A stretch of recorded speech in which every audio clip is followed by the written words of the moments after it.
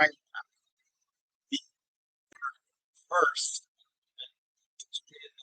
Warhammer 40,000 box in my hands. Live right here. We did it, boys. We did it. All right. We're going to get this live stream link out to everybody, get everybody a chance to get into the chat because this one is going to be off the chain. This thing is so cool. Oh, we're going to do so much fun with it.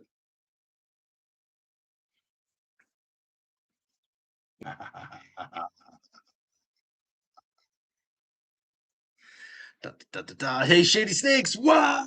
Oh, what is happening, brother? Isn't it? Isn't it the most awesome box ever? Let's go. Let's go.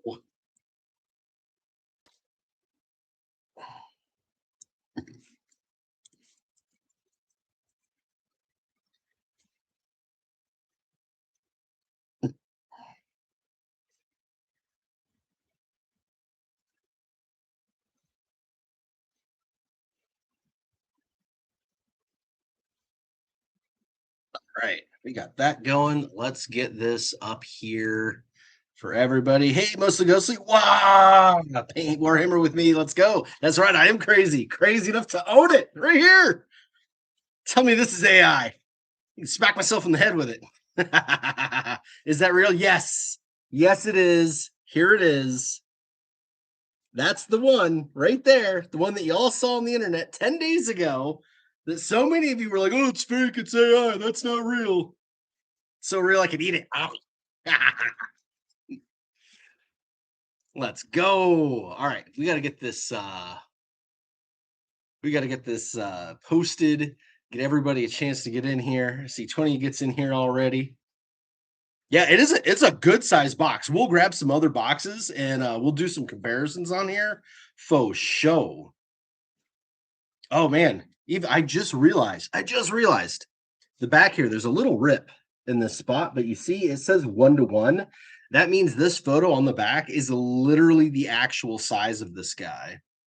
So we could do some fun stuff with that and get some models, some old war bosses. We'll hold them up next to him, see what he's doing.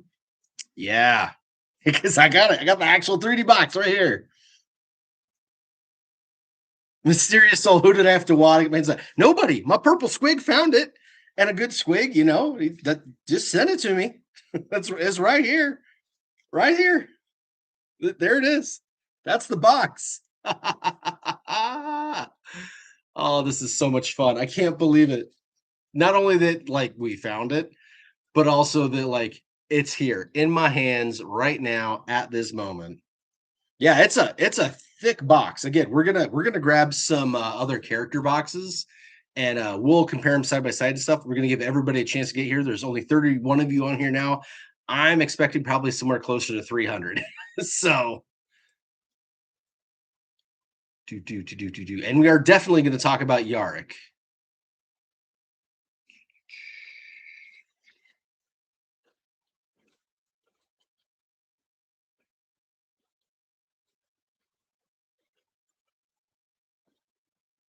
All right, boom. Let's get that there. Yes, unfortunately, Wolf's instead, it is just the box. We did not get the mini. The squig ate the mini. All we found was the box. But you know what? We found the box. We found the box, and that's what matters. So let me get my chat program up here. Whoa. There we go. All right, get that going. Come on. No, don't tell me something went wrong. Come on. Stinking cameras and chat programs and things. Oh, there we go. Perfect. Okay. Let's go. Okay. I am going to grab some more boxes because I know that's everyone's number one question is the size of this thing. Oh, Juliet Lassere 6676. Do you think Wazdaka will come back? Yes. Even though the claw ended up being Yaric's, I still think that Grot was fixing. I still think that we're looking at Wazdaka. I just think it'd be really cool for us to get some new characters, especially when they, legends to almost all of our characters. We need some more characters back, and Wazdaka is a huge part of the lore, and is like has been making his way to Armageddon for decades at this point. So, but let me grab some boxes. Let's see. We'll grab a. In fact, Black Hawk will be a good one.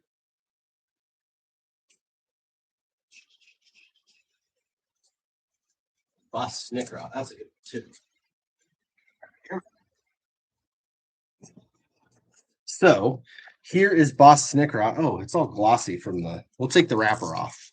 We'll take the wrapper off.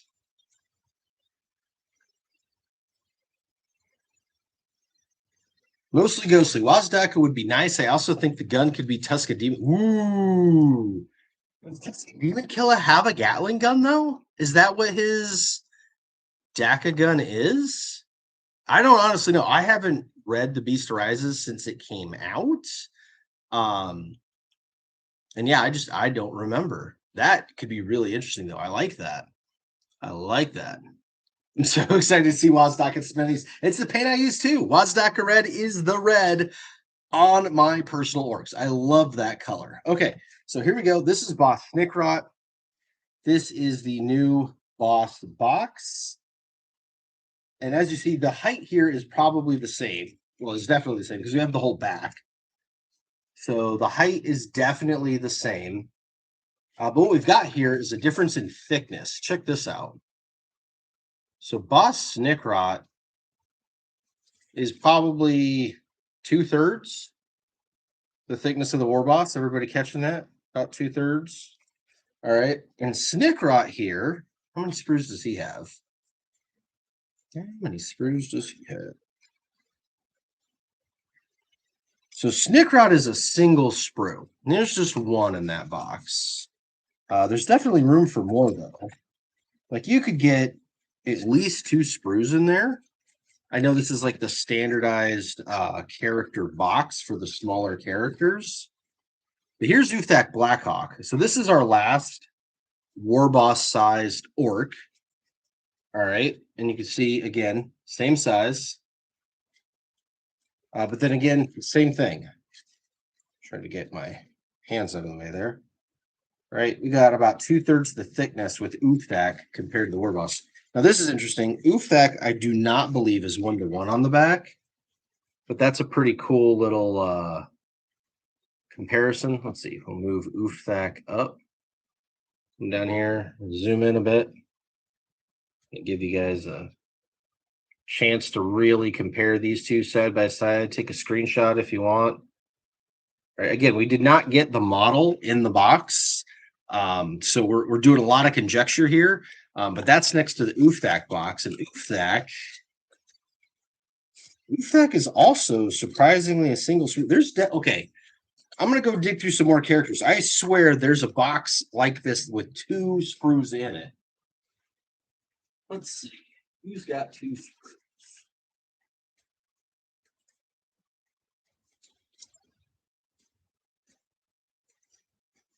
Gretchen. Okay, this will do. Character, but same thing. Okay, we got Gretchen box, right? Gretchen box is the same size. Okay, same size box. And again, that like 2/3 the thickness, but Gretchen definitely have more than 1 sprue inside. There you go. Gretchen are 2 full sprues. Okay, so if this box can hold 2 full sprues of Gretchen, and they had to go to this size box, that means there's 3 sprues in this bad boy. All right, definitely more than 2. I mean, again, here's 2. This is Gretchen with 2, and this is a brand spanking new Gretchen. I got the instructions. Look, here's the bases, right? Still in the plastic. Here's the 2 completely unclipped sprues of Grots, right? So this box, this standard size box, is designed to hold 2 full sprues without problem. All right. I lost a part. I don't know how I lost a part. I lost the 32 already. Oh well. These things happen. Grot ran off with it. Okay. So if this is holding 2 sprues, I can guarantee you this is holding 3. You know, there's another, what is it? High Marshal Helbrecht, right? Doesn't he come in the bigger box? Maybe he comes in the bigger box.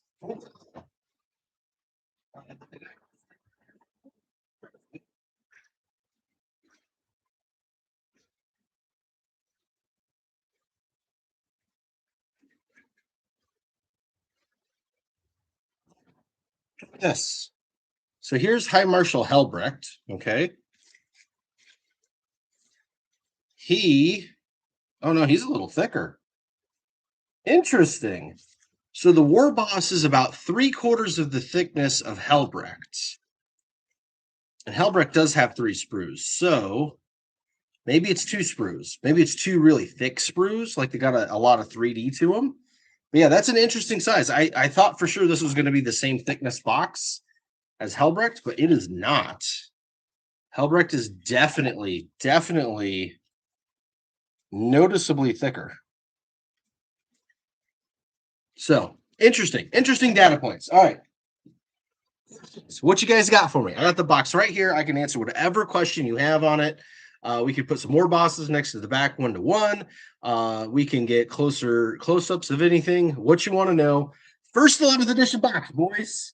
Old Big Mac brought it to you right here. Right? What's your questions? All right. Let's see what the chat's got in here. Let me catch back up to you. Boom.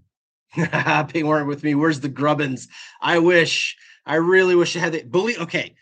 If we had found the Grubbins, I would have pulled a Dante and built and painted it before releasing everything.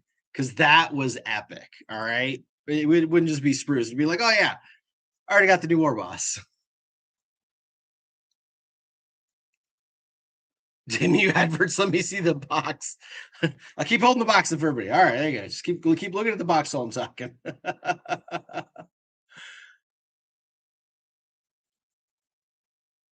All right, let's see what the questions are we got here. So, when you get a YouTube play button, you should hang the box over it. Okay, you should definitely be watching the channel because I'm going to be doing a ton of hilarious stuff with this box. I've put a couple of things up in the Discord, so if you don't want spoilers, fine. But if you want to know what kind of funny stuff we're going to do, go check out the Discord. I've actually already talked to one of the people on what I want to do, and they're totally on board. Hopefully, we'll be filming that literally tomorrow. So yeah, definitely going to have some fun with this thing.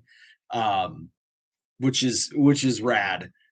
It is Adepticon this weekend, and I'm half tempted to like overnight it to somebody going to Adepticon just so they can parade it around the Adepticon floor. But we don't know how Games Workshop is going to feel about that, and I really don't want it to disappear. I know, like, as soon as it actually comes out, it's not going to mean anything to have the box anymore. But I think it's just funny that like I actually have it, So, anyways, ideas. All right. Okay. So I see in the chat, you guys are talking about the preview. So for those of you that don't know or missed it, so last 10 days ago, okay, we found the War Boss box here. I'm the one that spread it all over the internet. My purple squig that found it. He is definitely the one that found it. I did not find it. However, the purple squig does not want to be identified. He wants to be low key, not famous on the internet, just an orc fan, and so that's why he sent it to me. Okay, so when I say I found it or we found it, okay, full transparency from the beginning. Purple squig found it. Purple squig wants to stay on the down low. That is his request. So let's keep that in mind. There are a few of you that do know who he is. Let's just, keep that between ourselves. So Purple Squig found it. Purple Squig sent me the photos. I'm the one that put them all over Reddit. Yep, that's me, Old Big Mac on Reddit. Duh. And I'm the one that put them all over Facebook on the 40K community. And I'm the one that did the video of it. And then Valrat got the photos and he started doing his live stream. And then that's when Games Workshop did their reveal because oops, it got found. And then that was Friday, right? The following Monday, so a week ago today, Games Workshop came out with that Warhammer community post with the 3 different orc photos of like, hey, some new things. And all of us had kind of made an assumption that it was the same model because they were all painted the same color red, right? And you had this Grot that was hanging onto something. He had his feet sideways. He had 2 hands on some sort of a handle, a wrench flying behind him. He looks like Fix It, which is the Grot that goes around with Wazdaka Gut Spec. Of course, Wazdaka Red is the reddest color in the Citadel range, right? And then it showed a Power Claw, which was not a very traditional Power Claw. It was a lot shorter. We talked about that on my live stream last week that, hey, this thing is so short. It is not a regular Power Claw. It's clearly got like a rotator thing in it, which means, maybe it's like, a boss on a bike because it needs to be more, more nimble. But turns out it's because it was on Umi. It was on Old Bale Eye himself, which is really, really cool. We'll get to him in a second. And then the third photo was this Gatling cannon gun thing. And Wazdaka's bike has some sort of super cannon on it. So we're like, hey, there we go. It's Wazdaka, right? Because Wazdaka also has a Power Claw. But now that we know that the Power Claw is Yaric, then what the heck is the cannon from? And is the cannon and the Grot on the same thing? These are all questions that we have now, thanks to Yaric coming out today. So yeah, that was super duper duper interesting. I really took a good look at the box to see if there were any other clues on this. But Games Workshop, they gave us the high res photos of the models. That was the best you could do on the models. So I was really taking a look at the.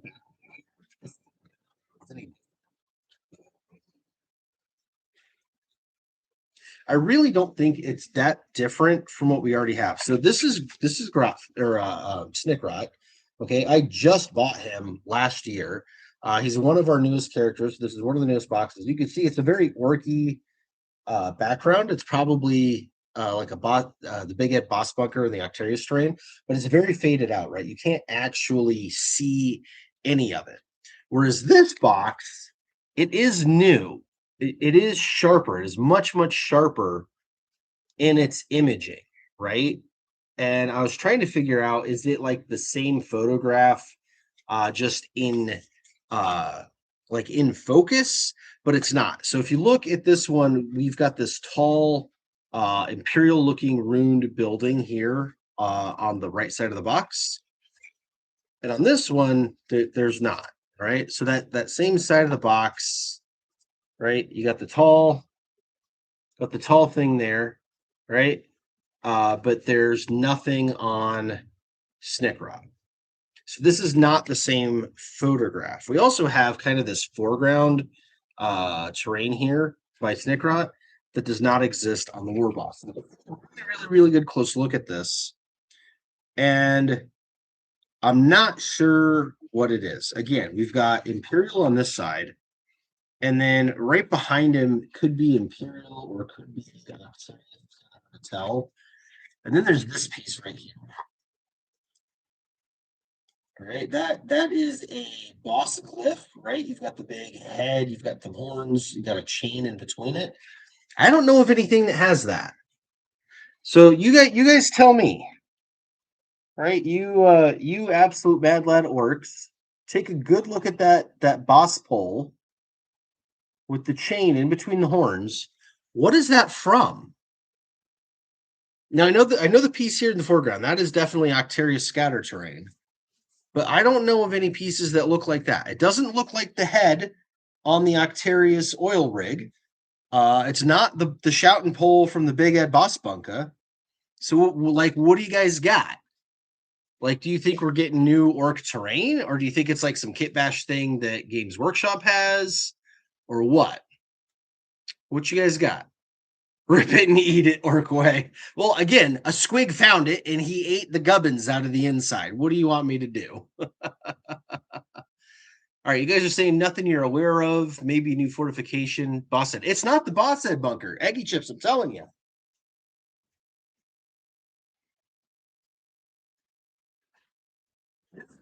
Boss bunker, right? Oh, but since I'm getting up, make sure y'all visit theredonesgofasta.com and get yourself some sweet merch. like the Go Fasta tee, available in black and red or full color, and a red squig hat. While you're there, pick yourself up a red squig water bottle in metal, right? Come on, guys. Support the channel that brought you 11th edition, homies. Let's go. All right, so here's the Big Ed Boss Bunker, and you can see this. This doesn't look anything like the actual Boss Bunker, right? Like the Boss pole, it's got like one sunken red eye thing. The Boss Bunker's got this giant, thing. And then, well, what about the shouting pole? This is the shouting pole. It doesn't look anything like the shouting pole. Completely different glyph, and there is no alternate build in the Boss Bunker. This is your only option. So it's not the Boss Bunker, fellas. So what else you got? What else could it be? I know the guy. We got the actual Goth Rockers on right here with us in the live stream, and even they're going, it looks familiar, but we don't know what it is. Yeah, so it might just be a Kitbash of terrain. It totally could be. Games Workshop obviously makes a ton of terrain that's in Warhammer World that's used in all the photos for like the codexes and stuff like that, White Dwarf. But still just trying to identify this piece because they're still going to Kitbash it from something, right? So like, what is this from? Because if this is not from something that we know of right now, this could be from something new. And it's big. It's something big. So like, what does that mean for new 11th edition models for us? That's why I'm so curious to figure out what it is. Yeah. Oh, J Con 1770.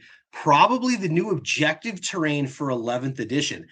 That is really cunning. So in case you guys haven't heard, Valrak talked about this, and I've actually heard the rumor from a couple different places. One of the big downsides to 10th edition and 10th and a half edition Warhammer 40K is the whole L-shaped rune layout thing and objectives. Nobody likes it.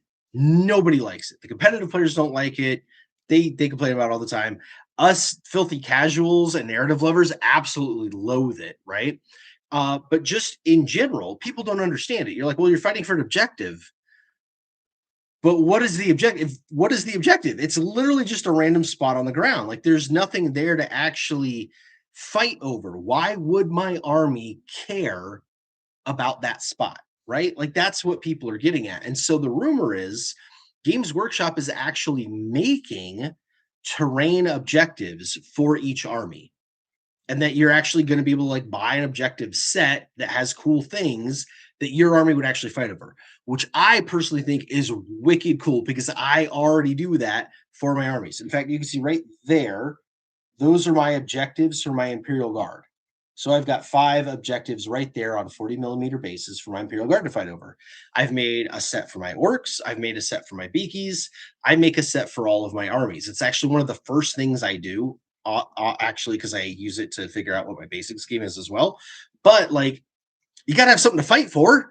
Like, even if you're fighting for the love of fighting, you still got to have something to fight about, right? Like, so yeah, that actually makes a ton of sense that could be an objective marker. And that is actually would be really cool because I've kept all mine kind of fairly low.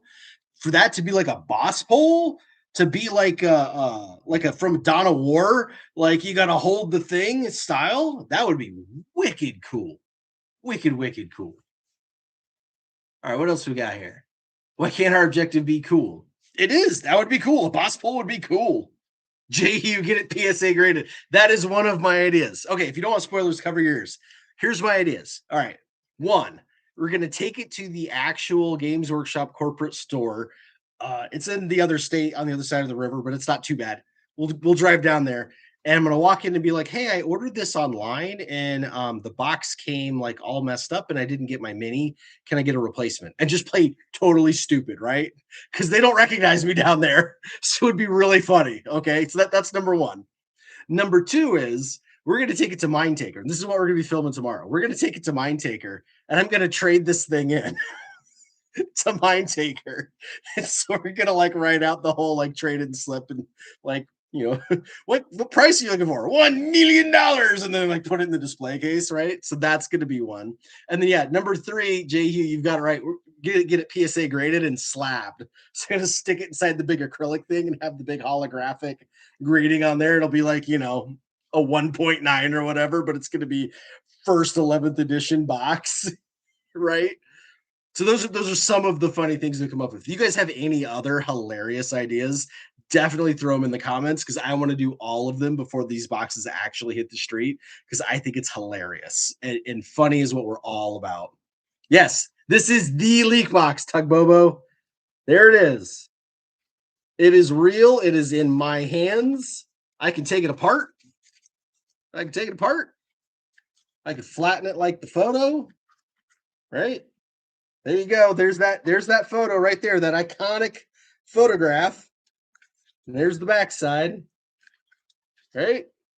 And I can put it all back together because it's real and it's mine and it's in my hands right now live. So whatever you guys want to see, whatever questions you got, post them right now. You're never going to get another chance to be the first people to ask questions on the very first box for an edition a week before the edition was even announced. Let's go. All right, here we go. As a Kamak 2401 says, looking at the image on the community, the part in the lower left of the image looks like Octarius terrain. Yes, we've agreed to that. But that effigy is either new or terrain GW happens to have lying around. Yeah, see, that's the thing. We're trying to figure out where that effigy comes from. Like, it's not from any kit that I know of. Like, it's not the boss pole from the Stampa. It's not from the Gorkanaut. It's not from the Big Ed Boss Bunker. It's not from Octarius. So, like, where is it from? Because if it's not from any of those things, that means it's new. Because even if it's Kitbash terrain, they still have the Kitbash from something. And Games Workshop is not going to have their terrain people, you know, custom make boss pole glyphs from scratch. And it is definitely. Here we go. Try to get this all in frame again. If you look real close, you can see. So we've got right there, we've got the sunken eye. The whole actual face plate is pretty flat. And then it's got these horns on either side with this chain in between. But then down here, there's the bottom part of the mouth. So you've got the top and the bottom part of the mouth. Like that's behind the Octarius terrain. So that's really, really interesting. Yeah, I haven't seen anything like it. Did they send one to paint for hype? No, this is the one we found in the trash. This is the one Purple Squig found. Go look at the potato cam photos. 14 full 8K resolution photos. Come on, people. Go look at my photos from 10 days ago. This is the box. So no, Games Workshop did not send it to me. They have no idea who I even am, right? This was found and now it's in my hands. Oh, Les Behemoth, good question. Is it one of the AOS Yaric towers? No, that was one of my first thoughts too. The AOS tower, there's a rock version and a wood version. This is very clearly metal. The AOS tower is also very three-dimensional. This is flat. This is a boss pole. It's an effigy. It's like a flat piece of metal all welded together and mounted on a pole. So think like, you know, knob with Wah banner, or like the boss pole that goes on the back of the Stampa, or, you know, the shouting pole for our Big Ed Boss Bunker. But again, this is not right. This is not the same thing. So we can't figure out which kit it comes from. I mean, I've got literally every orc kit you can buy right now here with me, and none of them have that bit. So we're trying to figure out, like, doesn't mean I know it all for sure. So that's what I'm asking you guys. If anybody else can identify it, figure out where it's from. Like, I mean, I don't know. It could be a Blood Bowl thing. Could be, well, there's no orcs in Necromunda, but you know what I mean? Like, it could be from something else. Old Big Neck, they don't even know who I am. GW, deploy death marks. I like to see them try. First of all, we have multiple squigs around here. Second of all, there's an entire Grot army. And third of all, you don't become an old Big Mech without being wily. All right? They can try. All right, Yelts me Matt 89. So we got one question answered. Whose power claw were they leaking? Yeah, that was Yaric. Now we need to know where the Grot and Dacagun leaks will come from. So we were talking about that earlier in the stream. The The Grot still very much looks like Fix It, which is the Grot that rides Wazdaka's bike. If you look at him close, he's not riding his own bike. His hands are put next to each other, and whatever he's holding onto doesn't move. It's just all bolted to whatever the thing is. So it's not like a crank handle or anything like that. And then he's kind of standing to the side, right? He's like this, right? And so yeah, he's like just holding on to something, and then he's got a wrench on the back. So whatever he is, he's riding some sort of orc vehicle that's going really fast, and he needs a wrench. So we're still thinking Wazdaka. We're still thinking he's Fix It. What's different is now that we know the claw isn't from the same model, it really brings into question, is the cannon from the same model? And a lot of people are going, the cannon doesn't really fit with Wazdaka. The thing is, we've never had an actual Wazdaka model. There's never been an official one. The artwork has been different, and the artwork is old, okay? But it's always just been the lore that he has a very custom Dacablasta thing. And that's really cool. So we're like, oh, it's the Dacablasta thing. But one of the guys here tonight was going, hey, what if that is actually for Tuska Demon Killer? Which is a great question. I don't know what weapon Tuska Demon Killer has for his Daca gun. So I mean, who knows? There's that rumored self-propelled artillery piece / Mecha Dread thing that Valrat keeps talking about in the launch box. So it could potentially be that, which if that's the case, I could also see, instead of them doing Wazdaka, if it's the Warboss on bike in the box, which is what I keep saying is going to happen, that could just be the Grot that's on the regular bike. So it's not Wazdaka's Grot, it's just a Grot. So yeah, I don't know. That's kind of where we're at. And yet, Metal Skull, I'm with you. I don't know that they bring back Tuska. He would be almost too powerful, and he also has nothing to do with the lore right now. And they're struggling just to make models for the lore they have right now. Okay, so yeah, I don't know. I don't know what's going on. Then Dak, we need a red ones go fast to model. Absolutely. One day I hope to actually release a model. That would be rad. Or if Games Workshop wants to make one, that would be cool too. Wazdaka has some kind of a saw arm. No, it's the artwork for Wazdaka. He's got a power claw. In fact, where's my Codex is down there, but we did it on last week's live stream. I showed you the Codex art from Wazdaka. He's got a power claw in the art and in his rules, at least in 3rd edition. They bring in Tuska as a World Eaters model. Okay, so you all know the crazy online theory, right? When all this happened, was that Angron killed Yaric, right? Because here's the deal. Games Workshop totally killed Yaric off screen. They sucked. When they released the latest Imperial Guard Codex, they absolutely destroyed everything Imperial Guard. They just did. We got a new Lord Solar that's a horse. We got Creed's daughter, well, she's cool. But like all of the good regiments are gone. There's no more Valhalla, there's no more Talar, there's no more Meridian. They're all just gone. The only thing left was Cadians and Krieg. And Kriegs are okay, but they're just a knockoff of Armageddon Steel Legion, right? And they killed Yaric off. And they had a story in the Codex. Yaric was dead. And then the Angron model came out, and there was one random skull with a bionic eye that wasn't even on the right side. But of course, we're orcs, and we like having fun, and we rolled with it. We're like, oh, Angron killed Yaric, and now Gaz is going to go kick his butt with a steel chair, because that would be funny, right? That would be really fun and epic and whatnot. And so there's all these memes out there, right, of Angron like, you really going to die over some Umi? And Gazgul's like, someone is, right? Super cool. Well, now that they've decided that, oops, we really made a mistake, and we cannot literally kill one of the most popular Warhammer characters of all time. Not even just like most popular Imperial Guard. Most popular, period. Most well-known, period. 40K characters of all time. They had to bring him back. So they just bring him back, and they act like, oh, we never killed him off. That story you read in the Imperial Guard Codex talking about his death and his like memorial service, like you didn't, right? They got the little flashy pin. You didn't read that. Like, delete that from your memory. Here he is ridiculous. But now that he's done that, here's my theory, right? Those of you that haven't read the Gazgul book, close your ears, all right? Because spoiler alert, in the Gazgul book, right, they're talking to Makari, and Makari reveals that he's a perpetual. He just goes into the Great Green, and then he comes back to life. Well, here's the thing.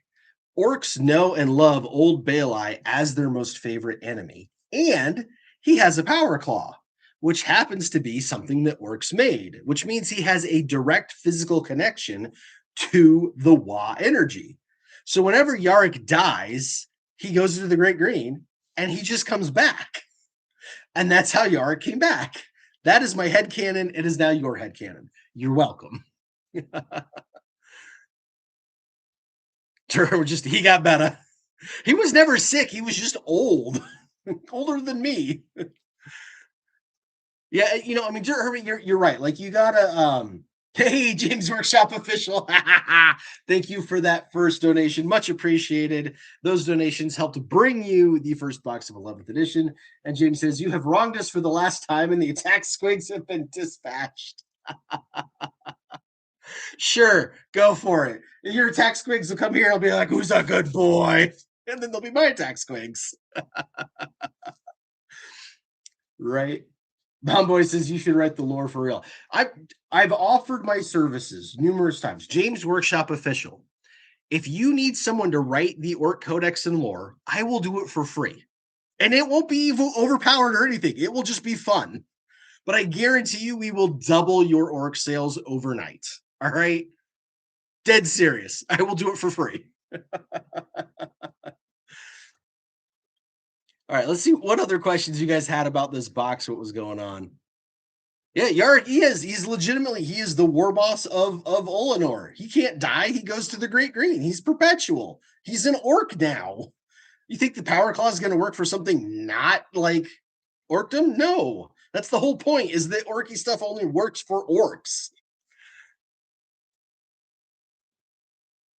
Let's see. Yelp to be Matt. Correct me if I'm wrong, please. Is Old Bale Eye the only human that can use orc tech? Yes. He is the only model we've ever gotten that uses orc tech that's not an orc. And at least that I know of. I've been pouring through all my really old catalogs because, I mean, way back in the day when things were wild, you'd have like female librarians in Terminator armor with shuriken catapults and wizards with machine guns and stuff, right? There's definitely been some strange things in 40K. But even like all those inquisitors and stuff that use tech from other species, there's never been a model with orc stuff. And even in the stories, I've read a couple of short stories where like a human tries to pick up an orc weapon and use it, and they're never really successfully able to use it, even if it's just like a choppa, because it's like so big they can't even pick it up. Or like the Space Marine will go to use it and it'll just like crumble in their hands.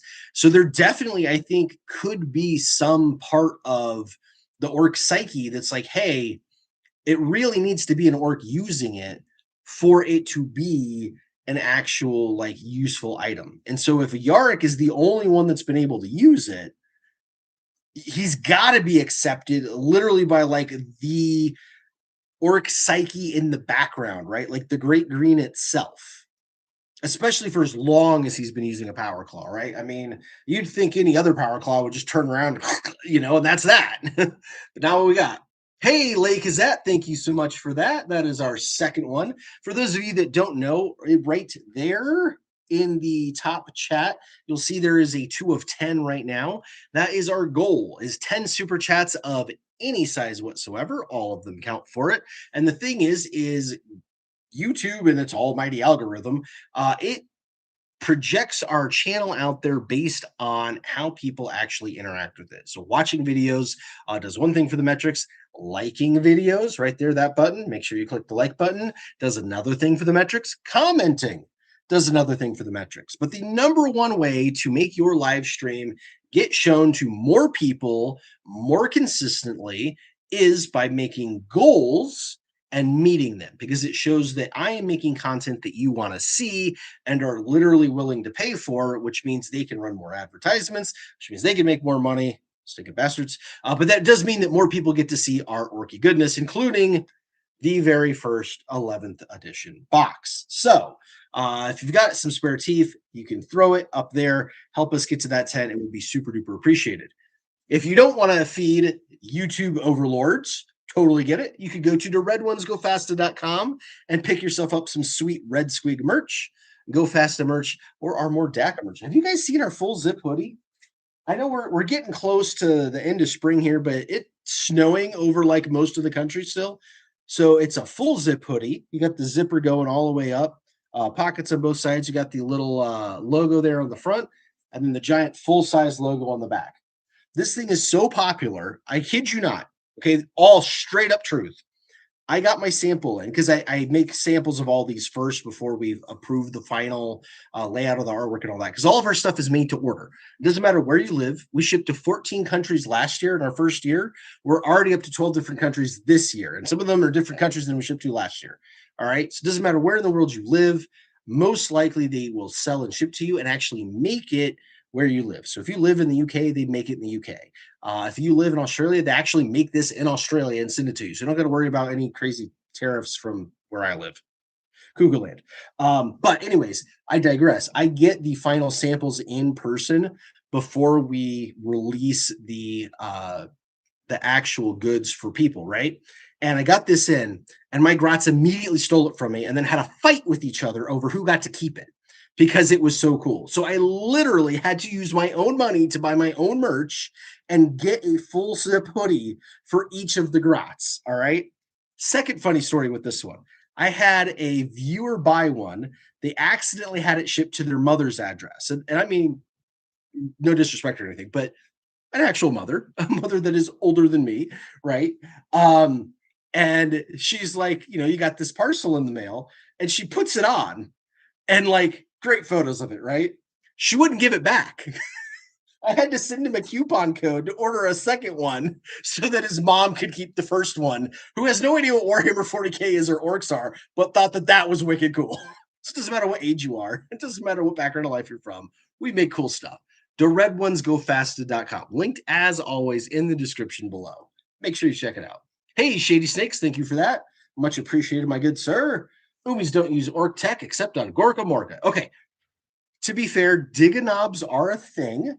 And Diganobs were able to use orc tech, but Diganobs kind of think they are orcs, or at least are accepted by Orc Society. Again, it's the whole the theory is that the orcs have to approve, right?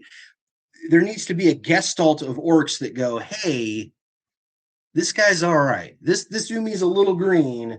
We'll accept him in order for it to actually happen. So with Diganobs, that happens because again, they're these ogrins that are walking around thinking they're orcs, and the orcs are like, good enough, and so that's what makes it works.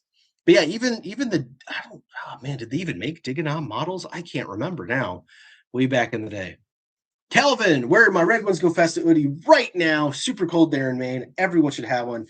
Thank you for that, brother. By the way, for those of you that don't know, everyone that has bought merch, if you take a picture of yourself in the merch and email it to me, oldbigmech@gmail.com, I will use your photograph on the actual website in the gallery so that people can see that these are real things that real people buy, and you can sell everyone that you know that you are a famous internet model. Check it out. All right.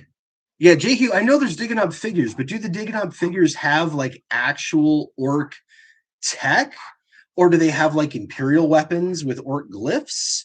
Or do they have like just some choppas and things? Like what do they look like? It's been 20 plus years since I've seen one in person. I can't remember. Boy, I want orcs to go through dead vehicles again. That would my first decree as Emperor of Earth is to make orcs have a looted tank again. First decree before everything else. So totally. Oh, Shady Snake says orc tech definitely. And I would believe Shady Snakes. He is the #1 play tester of the Gorka Morka RPG that Dirt Hermit makes. And big time Gorka Morka fan. And yeah, so if Shady says they've got orc tech, then they've got orc tech. So okay, so there you go. The only humies to successfully use orc tech are literal Diganobs and Yaric. So yeah, there we go. Shoot isn't even a big shoot, a Dirt Hermit says. Okay, yep, I believe you. Oh, thank you, sir. Yeah, it's me. Matt has that one. New to 40K, what changes can I expect in 11th? Excellent question. Okay, I'm going to rewind you guys a bit to about 8-9 months ago. I did a video talking about 5 kits to buy and 5 kits to skip for orcs for 11th edition 40K. And one of the kits I said to skip was the current war boss. And I actually used That guy is the reason why. Uthak Blackhawk. You see, when Uthak Blackhawk came out, his data sheet, I should just get it.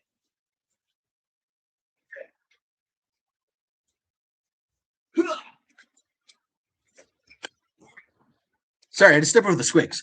Uthak Blackhawk, when he came out, his data sheet in here famously is for plain war boss, not for Uthak himself. And this plain war boss thing had a bigger base size than our current war boss. And everybody started freaking out, right? And they were putting their Uthak figures on a smaller base size to use it as a war boss. And I'm like, you guys are doing it wrong. You should be putting your current war bosses on this bigger base size. And lo and behold, what do we get? Boom. 50 millimeter base on the actual war boss himself. So that was one of the changes I'd already said. Okay, other changes. Here we go. War boss and above are on 50 and above. All right. Knobs and like knob level characters, so your Pain Boy, Weird Boy, stuff like that, they're all going to be on 40s. Yes, that does mean the new knob squad, and we are getting a new knob squad, are going to be on 40 millimeter bases. Okay, so if you've got knobs that are already on 32s, get ready to do some rebasing. That potentially includes the knob in all of the squads. So we saw this start off with the Rekka Crew box, that Kill Team box that had the Breaka Boys and the Tank Busters in it. The Grots are on 25s, the boys are on 32s, and the knob was on a 40. The Commando knob was designed for a 40. That model doesn't even fit on a 32. All right. So them repackaging the Commandos for the knob to be on a 40, definitely going to happen. All of the other squads are going to be brand new that have a mixture like that. So I really do think Games Workshop is just going to roll with it because, again, what's the lore? The bigger an orc gets, the higher up the hierarchy is. The knob should be physically bigger than the boys he's leading. It should be on a bigger base. And the war boss should be bigger than the knobs and on a bigger base. And that's what we see here. So that is one of the big changes we're going to get for 11th. As far as kits, here we go. Gretchen and Runt Herds, where are they at? I was just holding them, right? This kit definitely getting replaced. This is gone for sure. So if you ever want these Grots, go buy them now because they're toast. They're done for. We're getting brand new Grots, and the Runt Herd himself is going to be a separate kit. He is going to be in one of those blister packs or box as a separate kit. You will be able to run Grots without a Runt Herd, or a Runt Herd potentially without Grots. So just something to think about there. But yeah, new Grots, new boys, which by the way are going to split back off into 2 data sheets. Shooter boys will be their own thing again. Slugga boys will be their own thing again. And they will have literal different kits. I guarantee this. I've been talking about this for a year. They are going to be different kits. Instead of having boys kit with 11 models and boys kit with 10 models and confusing the heck out of retailers and hobbyists alike, there's going to be Shooter boys in a box and Slugga boys in a box. All right. So you're definitely getting 2 different ones of that. So Grots, Slugga boys, Shooter boys, knobs, war boss, all right, are all going to get replaced. Also, truck is done for. I guarantee you, truck is gone. Box thicknesses are a thing. We talked about this in my live stream last week. The truck box is huge. It is double the size of a Rucker Truck Squig Buggy, and the Rucker Truck Squig Buggy sells for 40% more. Why would Games Workshop not want 2 Rucker Truck Squig Buggies or, similar profit levels in the same spot as a singular truck? Right? They're just not. So yeah, truck is going to get replaced. The new model is going to be simpler, smaller. You're not going to have, separate leaf springs and differentials and radiators and things like that, like the current one. So it'll still be very cool, but it's going to be physically smaller, and it's going to be way easier to build, and it is going to be in a much smaller box. Other new things that I've said, we're going to get a new Pain Boy for sure. We're going to get a new Weird Boy for sure. Potentially Boy is gone. They've never actually made a model for it outside of on top of the kill rig. And it's redundant anyway, especially with the death of the psychic phase. So I think that one's gone. Pain Boss might stick around, but if he does, he might go on a bigger base and literally become a boss, like a Big Mech or a War Boss. Let's see, what else did we say was going to be new? There's a potential that Met guns are going to change. Again, the whole Gretchen crew thing just being counters now. They don't want to do kits like that. And then their artillery pieces are based for everybody but orcs. But the big thing is you only get one of each weapon option. And granted, you can only build one gun in the kit, but us kind of orcs, we tend to get the one kit and a truck kit and build 4 orc guns, right? 4 mech guns. They're gonna like kind of change that up somehow. It's gonna be very similar to like the Cadian and the Krieg weapons. Plus, we have that new big self-propelled artillery piece that's in the 11th edition launch box. So yeah, all sorts of things. Boy, Grot tanks. Oh, I so hope for if we got Grot tanks. Oh, here's the thing. So Dirt Hermit has been absolutely insistent that the Gatling cannon that we saw last Monday is on the kill tank. And he keeps posting photos of the old Forge World model. And he's darn tootin' right. He's onto something there because the Forge World model kill tank has a Gatling gun. It is the forward-facing part on the hull. That would be wicked cool. So yeah, plus it's in Speed Freaks. And you guys know I've talked about this when we've analyzed the Dawn of War and the Total Warhammer 40K videos and stuff. Games Workshop famously does not allow video game manufacturers to make things that are not in the game. And they have to be faithful to the actual kits. And Kill Tank hasn't been around for a good while now. Also, they've got a Looted Lehman Russ in there. And they're porting that game over to console, which is huge, right? So stands a good chance that we might be getting those back. So yeah, if we got Grot tanks, if we got a Kill Tank, if we got the Looted Tank back, it would be super rad. Hey, Real CJ, stream is way early tonight. I had to drive an hour through a blizzard to even make it this late. I'm sorry I had to drive through the blizzard. Hopefully your zip up, full zip red ones go fast to hoodie kept you warm. But yeah, that's oof. Yeah, I tried to do it early because, well, one, it was so exciting. I literally have the box in my hand. But two, I did have a lot of people say, hey, we really want to make the stream, but it's super duper late at night because I am on Pacific time in the States, which is not very convenient for anybody else. So I was trying to do everyone a solid and do an earlier stream for everyone. So if you appreciate that, throw down a super chat, and that would be greatly appreciated. Like our man, Back a Dog just did. Thank you, sir. Stretch my budget to stock up on Orky kits because of your video, so I'm blaming you. Hey, Old Big Mac here really tries to help you guys out with saving money on the kits. We all know this is a really expensive hobby. It doesn't matter how much, teeth or not teeth you've got in life. This hobby is expensive. Period. The end. I mean, those army boxes are $200+ right? And they're only getting more expensive. So anything we could do to save money but still use the models that we find so stinking cool, that's what we're all about here. So I really try to help you all out. Anytime I come up with anything that saves money, we do a big in-depth video on it. We show you step by step how to do it, including kit bashing your Rekka crew so you can get the Breakaboys and the Tank Bustas. How to get multiple in this box. There's like 3 hidden characters in this Gretchen box, How to make 4 mech guns out of 1 mech gun on a truck. All those kind of things really do help stretch your hobby dollars so that you've got not only the models you want to use, but they're all official Games Workshop and you're proud of them and they look really cool. That's what we like. What all Forge World Zenos have come out? Big Mac wants to know. Flappy Corsair guys are Forge World. There's been a bunch of Forge World to come out. First of all, the whole Deathcore of Krieg range was Forge World. Most of the what the heck are the bird people that the Tau use? Crew. Most of the crew were Forge World. So there's been a lot of Forge World coming over to plastic in the last 5 years. Avatar of Cain, Forge World. So there was a metal one that was real big. It's been around since 2nd edition.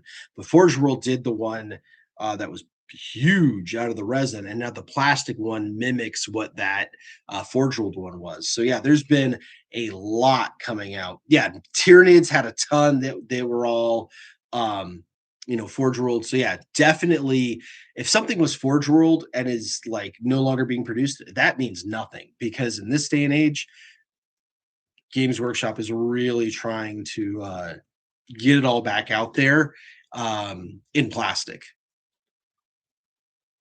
Oh, guys, we got 6.5 minutes left on our goal. If you can do a chat in the next 6.5 minutes and we can reach our goal, YouTube will spread this more to the algorithm, and more people will get online and see the actual leaked box, the very first 11th edition box. It is real. It is in my hand, and we can answer any questions y'all have about it. We've been looking at it all night, looking at this piece right here. We don't know what this big glyph thingy is. That is potentially a brand new kit. We have questions that we need answered, which we wouldn't be able to know if it wasn't for me having this in my hand, the very first 11th edition box. Yeah, Mega Mecha Dread Dirt Hermit, I'm totally on board. That would be an amazing redo. Is the box AI? Yes, the box is AI. You're AI. I'm AI. Putting my hand in it is AI. Whacking myself in the head with it is AI. This is definitely. Look, I can take it apart and like make it look like the photo. All right, let's go. Yeah, that way. There we go. As found in the garbage recreation. Right, I could do that. Or I can put it back together. CJ says there are rules for fielding orcs in 30K. Yo, that's rad. That would actually get me to play 30K, honestly. Hey, Dirt Hermit, thank you, sir. Much appreciated. And yes, he is right. Do not forget to like and subscribe. We are making the biggest, best hobby channel for 40K in all of YouTube. There's a zillion channels that teach you how to paint. There's a zillion channels that teach you how to play. There's a zillion channels that teach you lore. But only one channel brings you the very best kit bashes and how to save money and how to hobby with your beard, your pretzels, and have the most fun. That's what we're here for. AI confirmed. Put your shoe on your. I'm not wearing any shoes. It's just my dogs. Put my shoe on my head. But I can put the box in a hat and shake it around. Does that count? I don't know what you guys want from me here. How do I prove I'm real and not AI? Hey, McFadden, New Year, New Army isn't trying me. Yes, for those of you that don't know, I am running a contest right now called New Year, New Army, or New Year, More Orcs, which is where you post on our Discord, which is totally free, by the way, linked as always down in the description below. Post on our Discord a project you're working on, either a brand new army, if orcs are your main, or if you're brand new to orcs, you're orcs. And what we're going to do is encourage each other to build and paint them and get those armies ready to go before the 11th edition box actually hits the streets. And what we're going to do is everybody that does that and posts their before and after photos, they get their names put in this here red squig hat, and I'm going to draw a winner, and that winner is going to get an 11th edition launch box bought by yours truly with me own teeth. And I'm going to personally mail it to you. So it doesn't matter where in the world you live, you can win this box because I can ship anywhere. So there we go. That is our contest. If you want to know more, hit up our Discord, linked down below. All the details are there. Hey, Canoptic, thank you, sir. Decor Clan, big old mech for president, an orc we can follow right to the wall. Hey, you guys are amazing. Let's go. We made it. Oh, thank you guys so much. We made the goal right before the end. That means YouTube has now been told that this live stream is amazing and this channel is amazing, and they will now show this to more and more people in their home pages when they're doom scrolling, and they're going to go, hey, do you want to watch this crazy guy talk about the very first 11th edition box ever found? And they'll go, yeah, and they'll watch it, and that brings more people to the WA. So welcome, everyone. Thank you so much. Remove equalizer, Bale Eye's claw. Yes, the claw was Bale Eye's, which was rad. Hey, yeah, it's me, Matt89. Tips on kit bashing Rekka crew, they expensive. Yes, I have not one, not two, but 3 videos in my playlists for kit bashing the Rekka crew. So first of all, I tried it with the Blood Bowl black orcs because 6 of them come in the box and they're bigger, but they are a little too big. They make the knob really nice, but they don't make the boys really nice.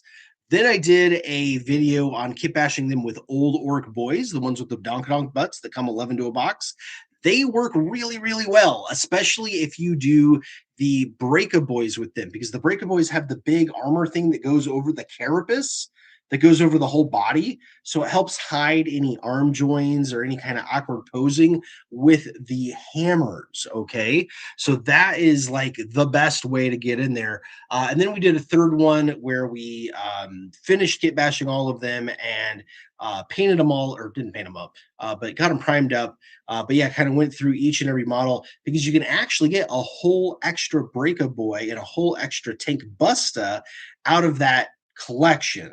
Granted, the squads are only 6 each, but just it's really easy. There's a lot of extra parts, so you can have yourself kind of some options in there depending on what you want to do. So definitely check those videos out. They're full length. I go through everything in full detail on how to get that get the most out of that box. All right, let's see where we are here in the chat, guys.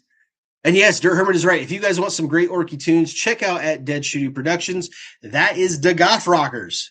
That sticker right there, those are the guys that did our theme song. So when you click on one of our long form videos and you get the red ones go faster, and then at the end, the last 2 minutes is just rad metal, that is the Goth Rockers. We had them make that music for us in October of 2023. Yeah, 2023. So yeah, those dudes are absolutely legit. That, in fact, hey, right there, there's a signed poster by the Goth Rockers. I have personally sent their merch out to multiple people as prizes in our various contests we've been running. Definitely give those boys a listen. If you are at Adepticon next weekend, I happen to know they're playing. So that's right, greatest band in the universe. Right there in the comments, they'll let you know. Tell everyone about where you're playing at Adepticon and when, so that all the peeps that are going will go and check out your show. That's right, Saturday night after party. One of these years, I'm going to make it up there. When I'm not doing school anymore and I don't have 4 grots running around my ankles, I got to make it up to that thing. It would be so rad. Big Mac, I see folks hating on Beast Daggers and have to show them all the cool bionic bits. I know that was me too. Full transparency. Even though I bought the Beast Snagga Army box when it came out, I didn't build them right away. I was like, I don't know about this. I actually sold Zodgrod and Wartsnagga because I hated that model so much. They were just not my thing. I'm like, man, I like junkyard orcs. I like buggies. Like, what is this garbage? And then I built the first one, and I was like, yo, he's got like this sick bionic leg and this huge scar. I'm like, this is a Scar Boy. Like, what the heck are they doing with Scar Boys, right? And then I build the squigs, and I'm like, dude, the squig has a V8 and a wheel. Like, these guys are wicked cool. And so ever since then, I've been like, it's all their paint job. You look at their paint job on their stuff. They paint all the metal armor white, so it looks like bone. And it's like, it's not bone. Like, that's a Necron spine. You know, that's a Votan skull, whatever. Like, yeah. So wicked cool. I do like the Beast Daggers now. James Workshop finally saw Mad Max for the first time. The baddies in that movie seem like straight up orcs. Yeah, there's a reason why all of my buggies have chrome rims. Just saying.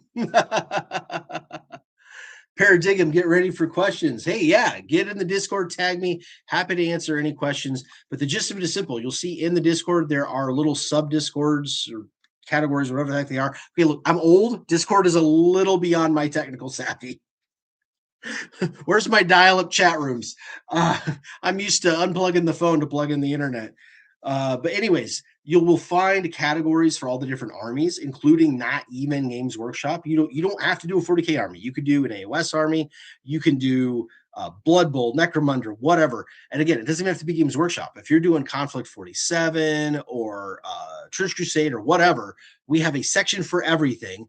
Just throw up a before photo and tag me in it, going, hey, here's what I got. And here's my plan. And it's ungraded homework. I'm not going to come back in 3 months and go, well, you said you were going to finish 12 guys and you only finished 6. You're not it. No. The whole point of putting the plan up is so that you have the accountability to yourself to get your project done. The whole point of this contest is for all of us to support each other and cheer each other on and be motivated to get our armies done. That is the point. So yeah, get a before photo up there, tag me in it. It's all you got to do. I will let everybody know once we know when 11th edition box is actually coming and stuff on when the contest is going to end. But you definitely have some months. That box ain't hitting until at least June. You got at least 3 months to work on your models. So yeah. Hey, McFadden, thank you for that, sir. Grot's look at a cyberpunk orc and say snake bite. Dang it. Will you stop? Paradigm in whichever subchannel your army is. So, for example, if you are brand new to orcs and you are doing the more orcs portion, post it in the orcs channel. If you already have a giant orc army and you're like me and you're doing something else, like I'm building a beaky army, go to the beaky section, whichever chapter you're doing, and put it in there. Again, if you're doing a not Games Workshop one, go to the little subcategory that is all the other games, right? So yeah. Yes, new box will definitely be announced at Adepticon for sure. They are this weekend. We are all seeing 11th edition get announced. You are seeing again. This guy's not going to be in the launch box though. This guy is not in the launch box because he is multi-part, and there is no multi-part kits like this in the launch box. All right, this is brand spanking new different. We are definitely getting all the launch box drops. There's going to be a 6 cinematic trailer, the whole lines. It's going to be rad. Combined Commando and Beast Snagga kits for Gorgutz action. That is correct. For those of you that don't know, there is a new orc ecosystem. So you remember the old ecosystem? We had the 2-piece ball and socket body with the badonkadonk legs.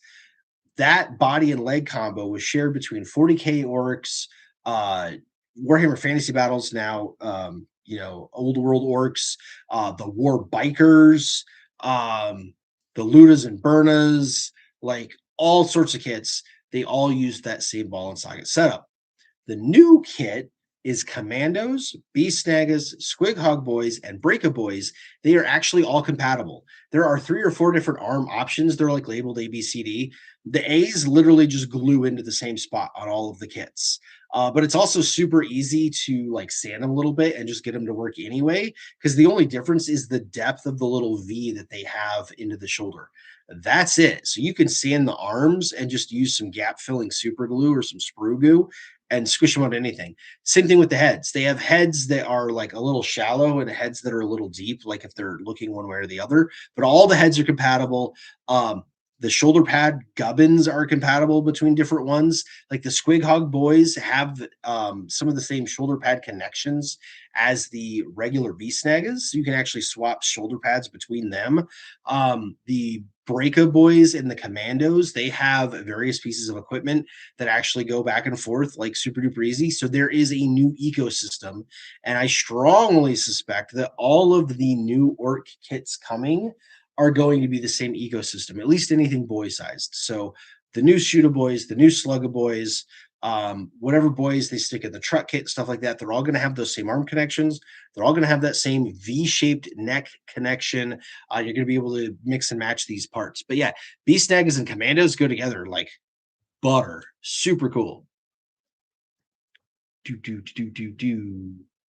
Let's see. Silva Sazaja wants to know, how likely do you think we get an orc pirate ship spaceship for freebooter orcs like Caradron Overlord's Ironclad from AOS, but with rocket engines and 40k orcified? Well, first of all, make your own, because that's rad. That would be sick. Honestly, very unlikely.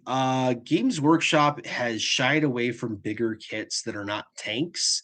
All of the flyer kits and kind of their abysmal sales because of how bad they are on the tabletop have hurt, but also all of their big kits that are kind of random.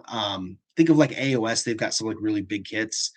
They're not selling that great. If a big kit isn't like literally a greater demon or a massive tank, maybe big stompy robot, people don't actually pay the money for it because it doesn't make a whole lot of sense. It doesn't it just doesn't work. If you're standing there in a Games Workshop store and you see Baneblade or you see Big Tree, you're gonna buy the Baneblade, right? So it's the same kind of thing. A giant orc tank, would sell. Gorkanaut sells. Stampa kind of sort of sells. But yeah, like if you had this big orc floaty ship thing, I don't know how well it would sell. We'd all buy a bunch of them. But again, Games Workshop is trying to retail customers too. The whole idea is people walking in the store that don't know anything about Warhammer are suddenly going to buy Warhammer and get involved in it. So you need to have kits that kind of, really get those people to get on board. So no shit, big tree. Stumbo with jump back. Dude, did you see the animation that came out today for Yaric? All the Kriegers, which by the way, why are they Kriegers on Armageddon when you have the Armageddon Steel Legion on Armageddon? I digress. I get very ranty when it comes to Imperial Guard, in case you haven't noticed. But all the Kriegers are running through the trenches, and all of a sudden, this big stomp of foot just whack. Oh, I loved that part. That was so good. I've rewatched that at least 5 times today. It was so good. McFadden, that's it. I'm gonna loot the AOS trees in front of his death dress. There's nothing wrong with the trees. I don't mind the trees. I'm telling you, retail sales on Why Games Workshop isn't gonna make any more trees. God, you guys are killing me. You're worse than Grotz. Azamak, because they don't sell Steel Legion models. They should. That's the whole point. They should. Look, all right, Imperial Guard rant for a little bit. When Imperial Guard were going through their redo and Cadia had broken, Games Workshop had the ideal opportunity to make a new regiment the face of the Imperial Guard. All right, Cadians were always generic space humans. You've always been able to get alternative kits or make Little Green Army men into Cadians. They really weren't that original. Okay, they could have easily gone, okay, let's do this. Let's lean in. We could do a great coat kit that comes with 3 different heads, just like the new Eldar Guardians have. And you could either make, Steel Legion Armageddon, the Death Court of Krieg, or Valhalla Ice Warriors out of this great coat kit just by switching the heads around, right? They could have made Morty and Iron Guard with all of their pristine parade uniforms the new face. They could have totally redone all the Catachans because, I mean, the special edition Catachan models that they've been doing, Sergeant Ripper Jackson, stuff like that, absolute peak, right? They could have done that to the whole range. And instead, they come out with the most boring, lamest Cadians you've ever seen and just have like somehow Cadia stands and like and then when they did Krieg, which were cool, Krieg and Octarius were cool, like as a kill team, but when they're like, oh, we're gonna make this a whole army again, Death Court of Krieg originally were an alternative Forge World head for Armageddon Steel Legion models. They could have easily made double heads in all of the Krieg kits so that you could run either Steel Legion or Krieg, and they just didn't. So just I hate it. I hate it. Yeah, GW are cowards sticking to the no models, no rules animations, right? Yeah, did you notice what orcs did we see in that animation? You saw the Stampa and you saw one random commando. That was it. Oh, and a flyer. You did see a Dakajet. Those were the only orcs you actually saw in the entire trailer. No war bosses, no knobs, no boys, no trucks. Why would they not show any orcs in all of that fighting? Think about it.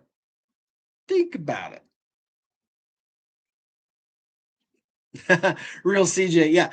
Honestly, there was no difference between Krieg and Steel Legion at the beginning. In the beginning, the Steel Legion models and the Krieg models were literally the same thing. The only difference was the gas mask itself and the helmet. The helmet style is different.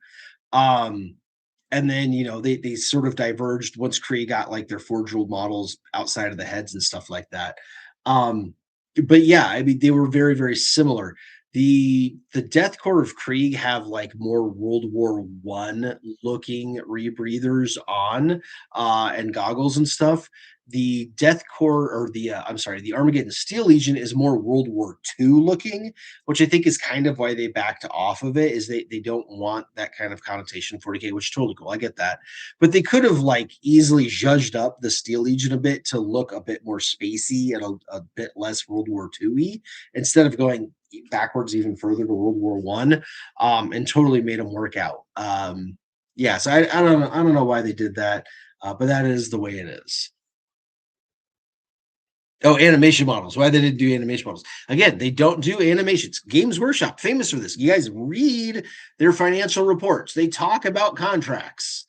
Games Workshop does not contract with digital creators, whether it's animations like on Warhammer Plus or whatever, or video games, if that model does not exist on the tabletop. Period.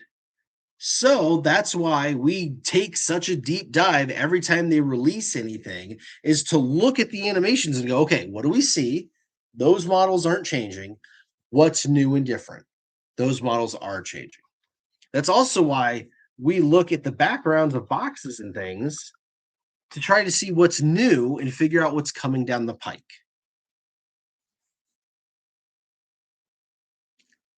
Steel Legion is yellow coats, but not orky yellow like Bad Moods. Yeah, pretty much.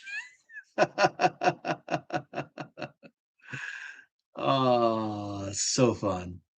I like Canadians. Hey, Canadians are great. Canadians suck. If they had the big floppy heads like South Park had, I would totally do an army of Canadians. Instead of telling Rough Riders, they're moose riders. That would be rad. Albertan moose riders. Okay, now I'm gonna make an Imperial Guard army again. Imperial Guard army number 8. I am making Canadians with Albertan moose riders. I hate you guys. Oh, that's funny. All right, you guys, do you have any questions on this box while I'm holding it? We've been at this for almost an hour and a half already. Do you guys got any questions? Is there anything you want to look at close? Is there anything you want me to hold up next to this? What do you guys want to see while we got this here live? Or do you want to see me do any videos with it? And if so, throw those in the comments. Because like I said, this weekend Adepticon, they're gonna announce 11th edition. So if we want to do anything funny with this box, we got about 5 days to do all of our funny stuff. So let's do all the funny things. Let's do all the deep diving. Let's make all of the guesses. But yes, this is indeed the box you saw on the leak. I currently hold in my hands the only 11th edition Warhammer 40K box that exists outside of Games Workshop. Just me. I'm the only one right here. I love it. Oh, let's see the barcode. There you go. Barcode. There's your barcode. Which, by the way, was one of the ways we knew this was legit. You can check barcodes to see what company they're registered to, because these are actually unique. And we knew that this barcode was registered to Games Workshop, but was not activated. So if you scanned it, it wasn't going to do anything. But it was legit coming up to Games Workshop. So one of the reasons we knew right away that this was not some AI belogusness. The stop of that video was wrecking. Yeah, it was. It so was. You're so lucky GW aren't like Wizards of the Coast. Come at me, bro. Come at me.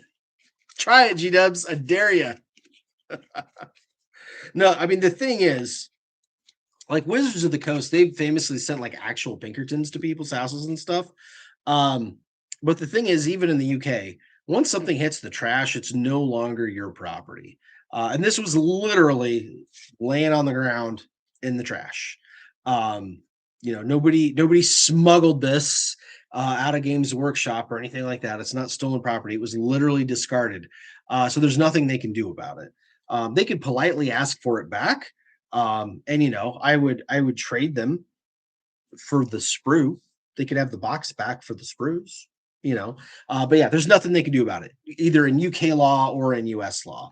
But yeah, we've now made this an international crime because you know it was found over in the UK and it is now here in the States. You can tell by all the nuclear fire going on that I am currently in the States.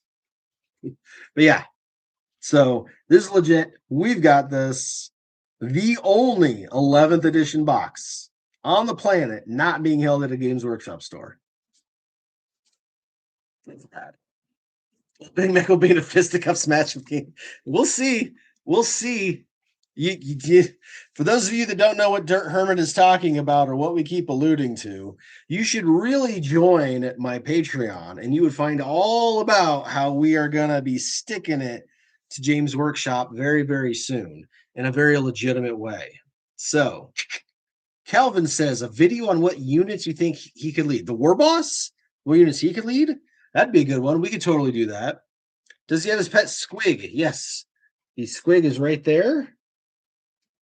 And for people that said the squig looks kind of weird, he looks like the attack squig that is on the older War Boss model. Not the current one that's on the ground, but the older one that, you know, his arm was like up and the squig was like on his wrist and jumping. That's what this squig looks like. And it's like a face eater squig or something like that. I think it's really cool that they're going back to the older squig designs because squigs used to have a ton of personality and be like wildly different. They weren't all just, you know, little pudgy two-legged things. So I really like seeing all the different squigs coming out. I think that's really cool and a great way to expand on the orcs, especially because they're callbacks to legit OG designs. It's not like they're coming up with new stuff out of nowhere. Oh, Jay, he wants to know, was there a special character name for the alt build? No, that is a great question. I read everything on the box, and it did not say anything. And that is a legit question because the beast boss on Squigosaur can also be built as Mazrog Scragbad. And there's multiple kits for other armies that are like that. There's the call for Leagues of Votan that can also be Uthar the Destined. Who are some of the other ones that can be done like that? Come on, brain. You guys got any? Throw them down in the comments. But anyways, there's a number of Games Workshop boxes where one build is generic and the other build is like an actual named character. So that's a great question. The thing is, they tell you that named character on here. They go also builds, you know, yada yada yada. And no, it doesn't say that anywhere. In fact, here on the back, it doesn't even say alternative build. It just says 1-to-1. It gives the content supplied unpainted. It says search Warhammer. It gives their socials. And this is just all their copyright stuff. And in the copyright stuff, it doesn't even have like orcs or anything like that. It just says Citadel Games Workshop, GW, Warhammer 40,000 are their trademarks. So they don't even trademark orc or war boss or anything like that. And then yeah, like here on the sides, and then here on all of this writing, absolutely nothing about a alternate build or a different name, which would be on the box. Because again, it's on the box and all the other ones. So not a special character. This is generic war boss only. 2 different builds at least. The Warhammer community article did say that there's even more upgrades than this, which I believe. Again, this box is thicker by at least a third to the current boxes. Right, there's Boss Snickrot, and it's even like have 2 frames in them. There are 2 full sprues in Gretchen, also 2/3 the size of this box. So this box is going to hold between 2 and 3 sprues in it, either 2 sprues with a lot of depth or 3, you know, regular thin sprues in this box. So you're getting a ton of parts in this. Oh, what else is there? Okay, so the main build in the front, you've got a power claw, and then the custom Shuda has a couple of rockets on it and a close combat knife. On the alternate build on the back, you've got a big choppa, and then it's the same custom Shuda, but the little bits on the front are different. Now instead of the rockets, you've got a Scorcha. Most of the differences are aesthetic. You've got a different head. You've got a different, the whole arm is different. It's not just the weapon, the whole actual arm, all the way down to the armpit, like the whole side of him that you can see skin. It changes out. The WWE style belt with the tabard is different front to back. His knee pad armor actually changes, as well as his boss pole. So there's going to be a lot of different aesthetic pieces that you can do with him to make him different. So that's going to be really cool. The Grot, unfortunately, is absolutely identical front to back. I've looked at it a couple of times, but I'm just double checking here. Yeah, he is the exact same shooter, exact same slugger, exact same head. The ammo belt is the same. His bags look the same. Like, I don't see anything. He's got the rocket like hanging out of it. So there might not be any option on the Grot or on the Squig. But the War Boss itself does have a lot of options. And apparently we're going to get even more than what was in here. I don't know if we're going to get more weapons or just more aesthetic pieces, but there is that. Yeah, it's going to be there. You are going to get a lot of Kitbash out of this. I guarantee you, when I get my hands on the actual model of this, first of all, we're going to do a callback to this, and I'm going to rip my box open from the bottom like this to recreate this box, and then maybe step on it a bunch of times. But we're going to definitely build the War Boss and then use all the spare parts and a body to build a second War Boss. You could absolutely bet your bottom teeth Old Big Mac will be bringing that video as soon as I get my mitts on this. Each swarm was 12 minis on one square punch base. I don't know what you guys are talking about. Oh, the squig swarms. Hey, guys, you could give me 50 of that Grot and I wouldn't mind. Me neither. This Grot slaps. This is the coolest Grot I have ever seen. I really, really love this model. Everything about it. He's got his little backpack. He's got a rocket hanging out of it. He's got a bandolier full of like grenades or like really big caliber shells. He's holding a super classic styled shooter. He's got a sweet little slugger. Just yeah, the pose, the face. I love everything about it. Yes, Durham, completely correct. This Grot is a redo of the OG Grot called Head Honcho, which was one of the original Grots that came with.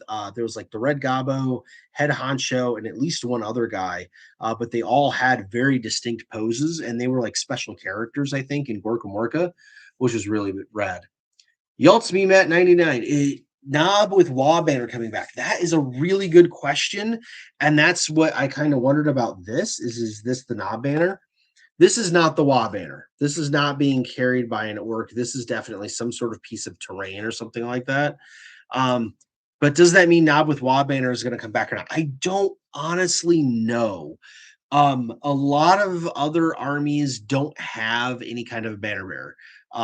Famously, Imperial ones do, right? All your Beakies do, Imperial Guard, the Sisters of Battle, right? They all have banner bearers, but nobody else really does. The Eldar don't have one. Dark Eldar don't have one. Votan don't have one. Tyranids really don't have one.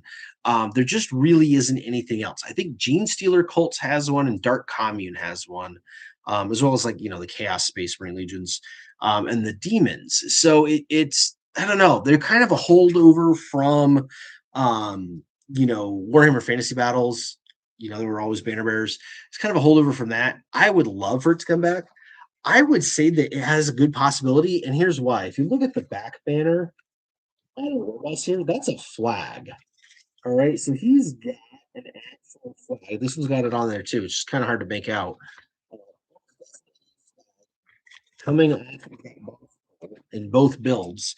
So they're going back to having back banners and things like that. And then you saw most recently with like the Titus kit and all of the new Ultramarines kits, they were really zhuzhing the whole banner thing up again.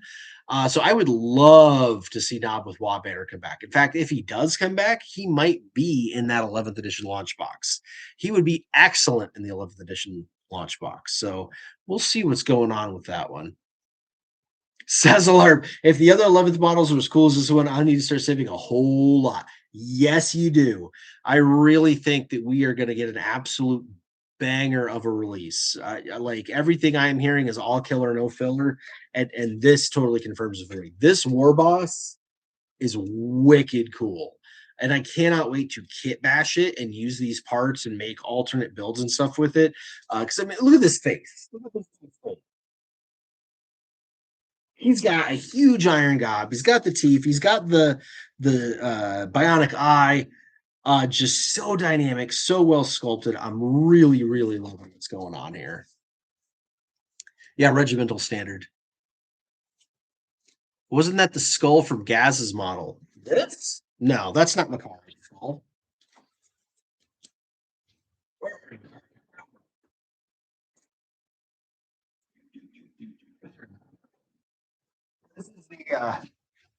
This is the great thing about owning most of the orc models is I could just grab it. That is Makari's banner. That's the one that comes in Gazgul's box. And that doesn't look anything like this. All right. Try to lighting us. Yeah, there we go. So but you don't have that sunken eyepiece, and you don't have the chain between the horns. The horns don't go up nearly as high. That is a different piece. So yeah, it is not Makari's one. Yeah, it's me, Matt 89. Been painting for a year and a half on and off, ready to buy something new in 11th. 11th edition combat patrol, perhaps. Not perhaps, guaranteed. Every single army gets a new combat patrol every single edition. Some armies actually go through 2 whole combat patrols in an edition. Normally how it works is when the new codex comes out, you get a new combat patrol. We're in the launch box, fellas, which means we're getting our new combat patrol right away along with the beakies.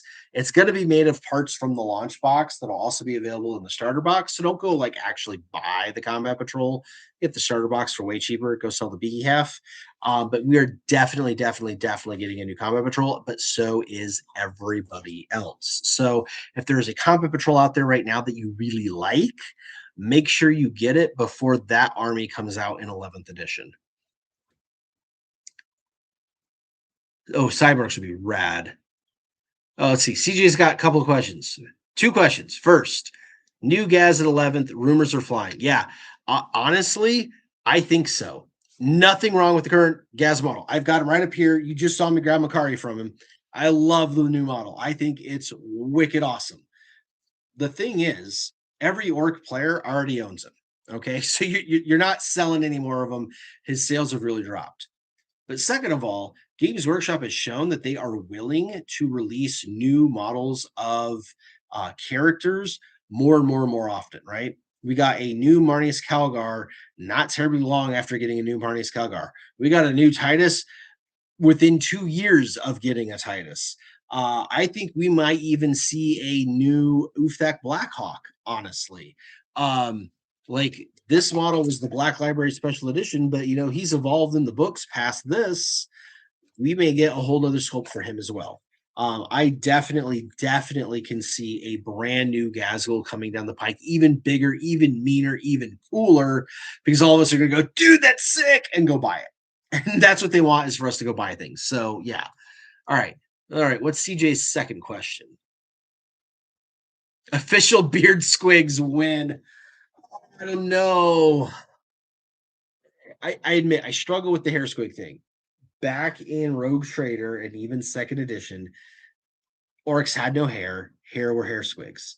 When the 3rd edition came out, hair squigs disappeared. The orcs still had hair every once in a while, but there was no mention of them being squigs. And a lot of the orcs got modeled in a way that the hair very much looks like their hair and not something attached to them.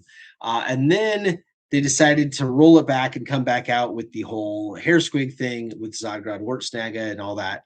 And then very famously, the game Shooters Blood and Teeth, which, by the way, if you haven't played, is exquisite. But the whole premise of Shooters Blood and Teeth is a hair squig, okay? And they've started to try to make the models look a little bit more like an actual hair squig attached instead of being real hair. But I don't know about a beard. I mean, what orc is going to put a bunch of squigs on their face? That's why I sold my Zodgrod model. I don't like him. Because I don't know. I don't see orcs doing that. So I don't know. Who knows? We'll see. Official beard squigs. Bomb boy, more to sneaky boys. When your air squig is red, you ed bang faster. That's right, Goth Rockers. Let's go. Yes, Der Hermit, you're right. Zodgrod's hair has the actual teeth. Like I do like the way they sculpted him. I don't like the like crazy old man beard look they had going on him. It just I don't know. It wasn't orky. It wasn't orky. I like my orky. Where is he? Right here. I like my orky like this. That face. That's the face. And that face doesn't have room for a beard. If you want a beard, go be a dwarf. All right. Orcs don't have beards. Orcs have gobs. I know I have a beard. Mrs. Big Mac won't let me shave it. So, you know. Paradigm, as long as they don't change base like they did Logan Grimnar. I'm sorry, buddy, but bases are changing. Grots are on 25s. Boys are on 32s. Knobs are on 40s.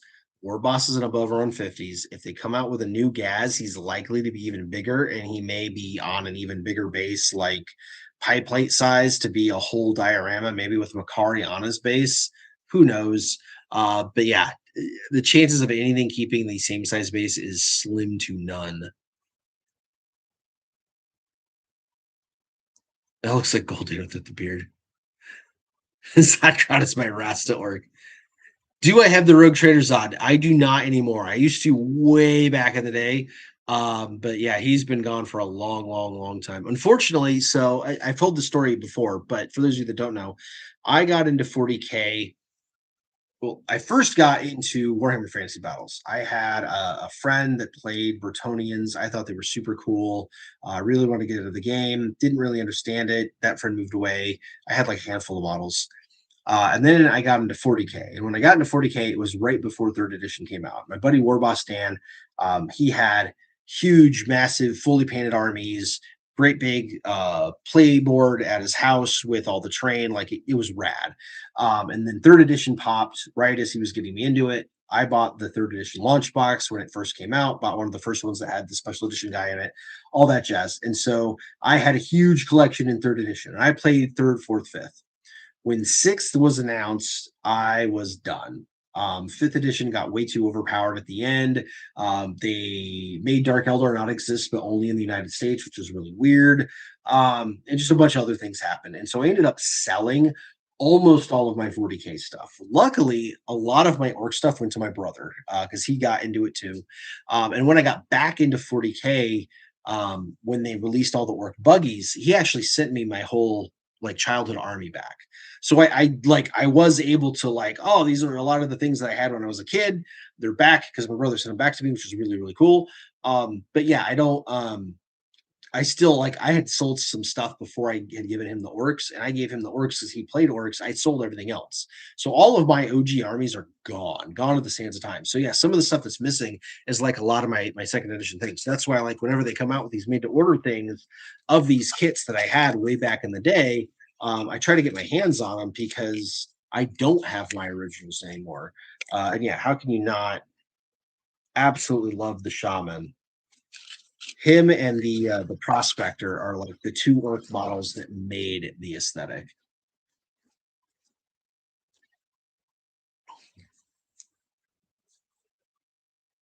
Oh, Bone Shaman sold out. You can't get this guy anymore.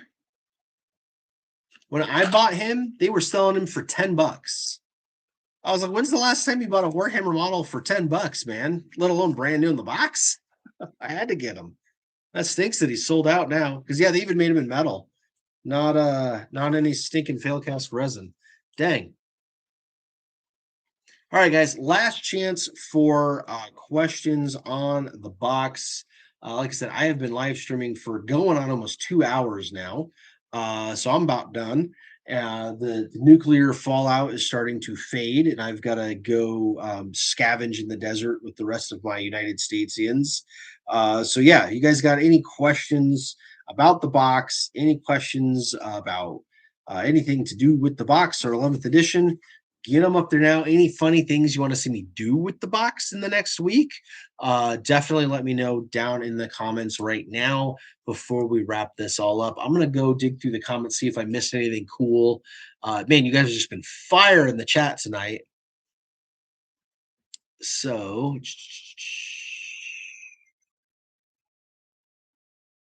just found a stomp mail. Just never seen in the wild. Oh, dude, Zekrom 967's first orc model is a Stampa. My man. That's a true Big Mac right there. That's so good. Yeah, remove the equalizer. I'm with you. I don't think the picks are the same model anymore. I think that those were 3 different models. Let's see.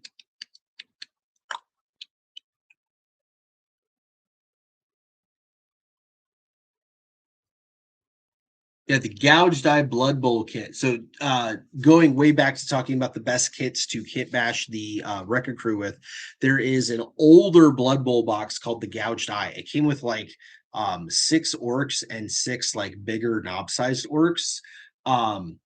That kit, I think, is that? Yeah, because that's not the one that's out now. That kit worked really well. But I whenever I make these suggestions on what kits to kit bash with, I on purpose only use kits you can actually buy on the regular today because I don't want it to be locked, right? I don't want it to be oh, this kit's perfect for kit bashing this new kit, but you need to have already bought it 14 years ago because now you can't buy it and they sell for $200 on eBay. That's not going to do you any good at all. That's not saving any money. That's not making anything cool. So whenever I kit bash or do those kit bash videos and show you how to do things and save money, I very, very, very purposefully like, okay, what is a super common kit that everybody can get right now and will stay in production for at least a while so that everybody has a chance to do this. And that's why I didn't recommend that Blood Bowl kit. I talked about that in my Blood Bowl video that like there is a better Blood Bowl kit, but we're stuck with this one, so that's the one we're using. So just FYI. Hey, Canoptic Destroyer Cult, you are welcome. Glad you are here. See what else we got. Oh, Shady Snakes. Okay. So Shady Snakes and I have been working on a massive trade for a while. He's got a few really, really, really rare orcs that I have been like wanting for a long time. And I am sitting on a ton of Gorka Morka stuff that he really wants. So we are putting together this massive swap of goods between our 2 clans. And yeah, he's got some of the things he's got is an original the Red Gobbo mini because somehow I've ended up with almost all of the Red Gobbos except for the OG. So I think adding that OG one to my collection is a good idea. In fact, I'm kind of ending up with a whole orc museum. I've got like the very first Warhammer 40K mini ever, which is a space orc. I've got an orc from the 2nd edition launch box. I've got the very first 11th edition 40K box ever made it to Not Games Workshop's hands, right? Like I'm putting together a pretty significant collection of significant orc things. So yeah, I'm going to keep trying to fill that out as best I can, which is kind of a lot of fun as an like I didn't mean to, it just happened. All right, let's see where else we got here. Oh, Shimblora123 was getting ready to get some breakaways, but asked, do I think Gorgutz will get a model in tabletop because of Dawn of War? Yes, I do think so. And here's why. Our current War Boss and Mega Armor kit is a mono pose kit. Nothing wrong with it. It is a great kit. Again, I own it. One of my favorite kits of all time. Really excellent kit. The only downside to it is it literally has no options. There is not a single optional thing in that kit. Not a different head, not a different loadout, nothing. Which makes it really hard because if you want to run 3 War Bosses of Mega Armor, you end up with 3 literally identical kits. So when they updated Gorgutz for Dawn of War 4, he is now in that new style Mega Armor that is bigger and more dynamic and different than the Mega Knobs. And he, of course, has a Power Claw, which is very different than an Ooge Choppa.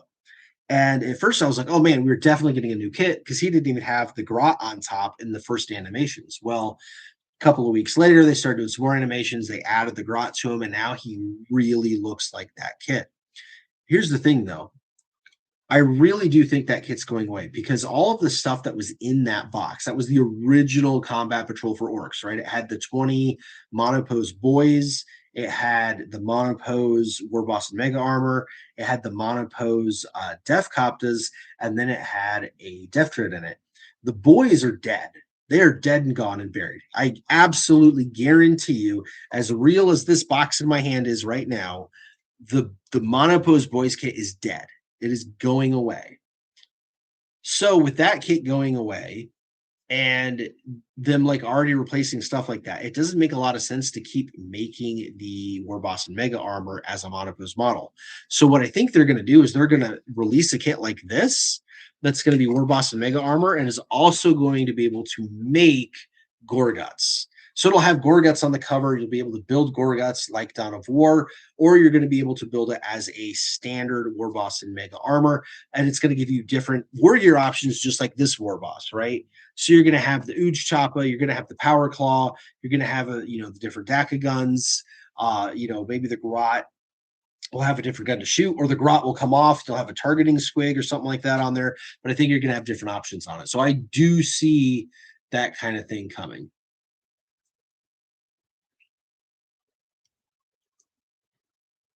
Nick Oris asks, any tips on getting an extra orc out of the beast Snagga knob? Those legs are used on two bodies' faces. Yeah, that's a good question. So for those of you that don't know, the beast Snagga kit, it's 10 bodies, but the knob, you can either build it as a knob or as a regular beast Snagga. And when you build it as a knob, he gets bigger, but so you end up with like an extra pair of or like an extra body, but you reuse the legs. And so if you come up with another set of legs, you can make a second knob or another beast Snagga. Unfortunately, Games Workshop has figured out long ago that the best way they can limit their kits is by limiting the number of legs. So other than the very first Tau warrior kit, which had extra legs because they had like the really cool kneeling pose legs or the running legs, every other kit Games Workshop has ever done, the most limiting component is the legs. They'll give you extra heads, they'll give you extra arms, they'll even give you an extra torso, but you are limited on the number of legs. That's why, like, when 3D printing hit, the first thing to 3D print is legs. If you can print a ton of legs, you can make a ton more Warhammer models. So honestly, with the advent of 3D printing and being able to buy like print on demand things, I would buy some printed legs, especially like cyborg legs are really cool looking, and just kind of like use that and glue those on, because you're never going to find an actual Games Workshop kit with spare legs. So there we go. Big Mick says Discord is almost ancient now. Stop it, you guys. Shiny Moves Mikoretta. All right, let's see. Where else are we at here? Catching up on all you guys. Swan Song Games wants to know if this boss has Blood Axe parts. That is a great question. So Games Workshop has been doing this for a while. They're the boss pulls. They've been giving you the different glyphs for the different clans and things. Unfortunately, on this, they gave us the standard fist, which is also typically used with the Goths. And then on the back here, they gave us, interestingly, a skull, but then they painted him in bad moons. They didn't give us a moon or anything like that. So that's kind of interesting. I don't know if they are going to give us a bunch of different glyphs for the boss pull, or if there's going to be any Blood Axe specific parts. I don't see anything that screams I'm a Blood Axe on here, but I also don't see anything that really screams any of the clans, to be honest. Like the little knee pad that is molded as a skull. It's pretty generic. The fist is a generic fist. Like there's no there's not a bad moon, there's not an evil sun, there's not a death skull, right? Like so yeah, it's a generic war boss, so pretty generic on there. So we'll see. You give a beast Snagga 2 commando knives, it slaps. Absolutely, Big Mac. It totally does. All right, I think that is getting caught up now. Money Man, GW's abandonment of Steelage never fails to depress me. I am with you. I need to start a second channel that's like recovering Imperial Guard fans that don't accept Astra Militarum so that we can all cry about it together. I really should. It's just, oh, it's so bad. So bad. All right, let's go all the way back down here to the bottom now. Let's see what your guys' questions were here for the very end of our stream in the last 10 minutes.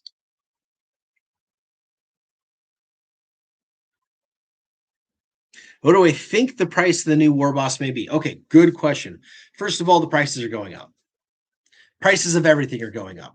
We're in the middle of World War III. There's worldwide recessions. They still make everything in the UK instead of overseas.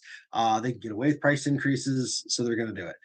The character models have typically been $42 retail. I think they've started going up from there. I could easily see this guy being almost $50. It's going to be like $49.99 US or something like that. So like get ready for sticker shock. There's been rumors that the launch box is going to be like over $250.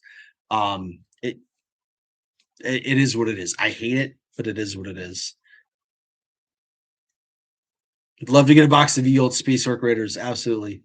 Make your boss a cardboard cutout. That would be sweet. I should go get this professionally copied onto some like card stock and yeah, cut him out and make it like second edition launch box style and have a cardboard cutout war boss and use that in a game. That would be cool. I would do that. That's a good idea. Paradigm, glad you stumbled into. Welcome to the WA. That's the again, you guys that helped with the super chats. You helped make this video go out to more people. Those people have engaged, and now we've made more orc fans. Isn't that great? We're adding to the WA. It's fantastic. Tugbobo wants to know what can I make with the Iron Skulls orcs from AOS. I'm not familiar with which ones the Iron Skulls ones are, but I imagine a lot of things. So the AOS guys, they do come in like boy size and knob size and war boss size. I made my beast boss out of their boss size one for my like secondary beast boss because the beast boss again is also a monopose kit. So yeah, really just kind of look at the size of the body, and that tells you what you can build out of it. Sarzalab's biggest hope for 11th is Gargantuan Squigoth redo. Absolutely. If they made a plastic Gargantuan Squigoth, we would all immediately buy one. That is a guaranteed sale for sure. At least one.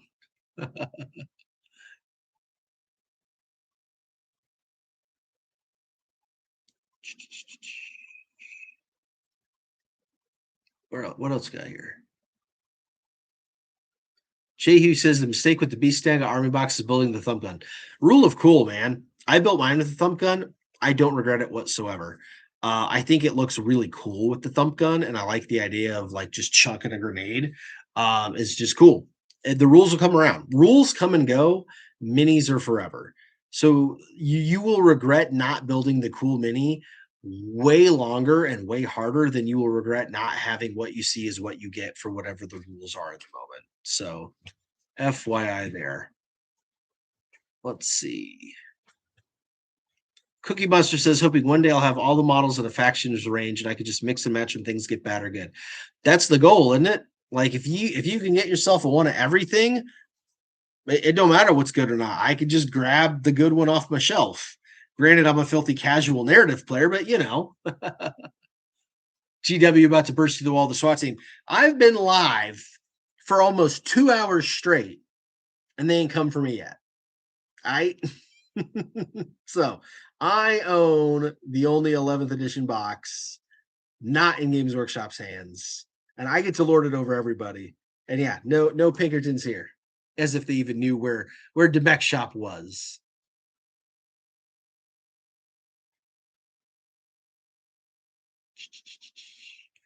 Okay, so PS742's got a great question. Do you think they will replace the Def Dread since most of the rest of the Comet Patrol is getting replaced? No, and here's why. The Def Dread has been fully digitally rendered for both Dawn of War 4 and Total War Warhammer 40K. Once again, Games Workshop financial reports, they do not contract with producers of digital media unless it is something they are actively making or planning to make. Okay. So the fact that the Def Dread looks exactly identical to the current model, that model's not going anywhere. Def Dread is not changing. I guarantee it. The only thing that could potentially happen is they're going to put a different base size in it and give it a bigger base. I would hope not, but that is a potential. But no, the actual model, it's not changing at all.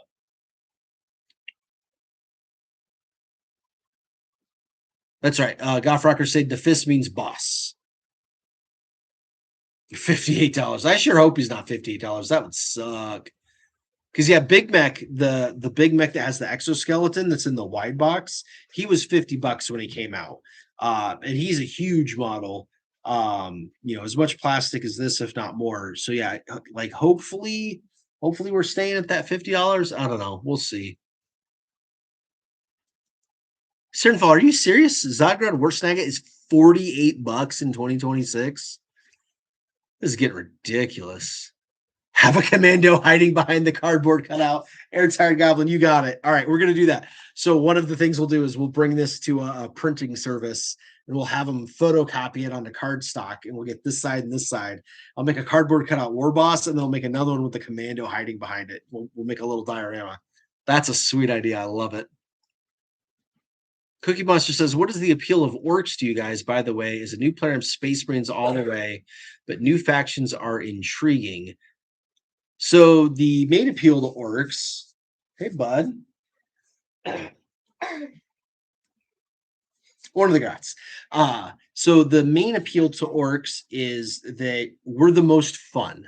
The whole point of orcs, exactly, Wagon. The whole point of orcs is they enjoy living in the hell that is 40K. Every other race is terrible, right? The Necrons conquered the universe and like immortality, and it wasn't what they wanted. The Eldar could not find satisfaction in anything, literally created a chaos god, and now their existence is hell. The humans are struggling to survive. The Tau are struggling to survive. The Tyranids are running from something, literally another galaxy. Nobody's having a good time except the orcs. Every orc in the entire galaxy has a grin from ear to ear on their face because they get to fight absolutely everything. And it's everything they ever wanted. Literally, canonically, Warhammer 40K exists because of Space Orcs. The very first Warhammer 40K model ever made was a Space Orc. Like, it's almost like they manifested this galaxy into existence so that they would have fun things to fight. Like that is the canon. So yeah, orcs are fun. So we like having fun. Traditionally, it's not been so much lately, but traditionally for most of the editions, our rules were very wild. Wild as in you didn't know what was going to happen. Like you would shoot your gun and roll a dice, and there was an equal chance that you would either completely decimate what you were shooting at or completely decimate yourself, or do something really hilarious in between. Like the shock attack gun, he would transport himself to where he was shooting, like get it backwards. Things like that were just really, really funny in how they affected the battlefield. We also have the most fun with kit bashing. I have famously said every kit is an orc kit and have made that playlist like so huge.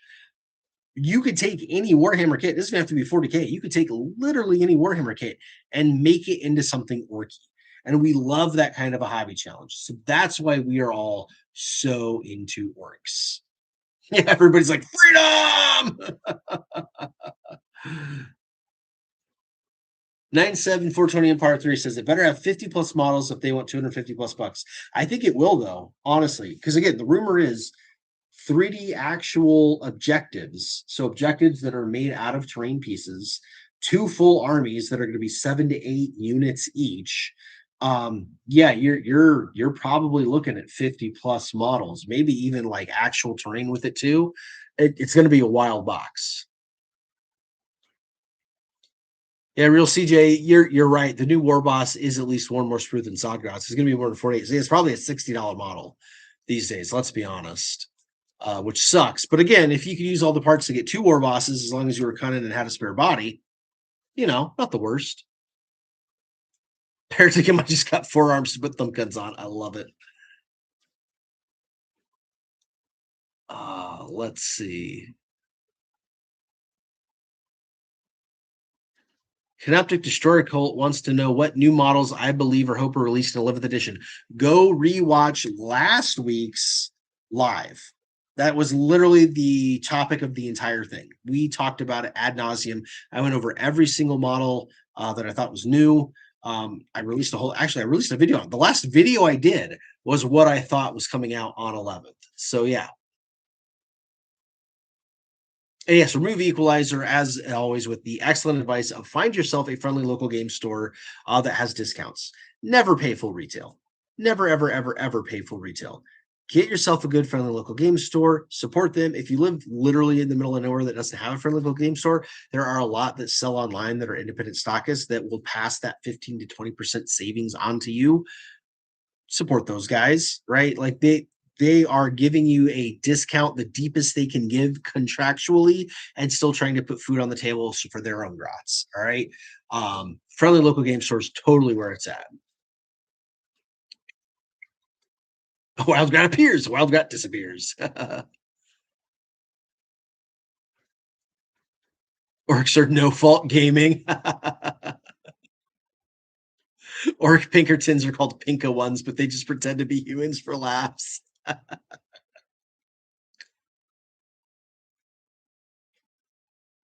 Oh, Real CJ's got a clapback. He says that orcs can be funny, but the actual brutal, grim, dark side of them has been lost in recent years.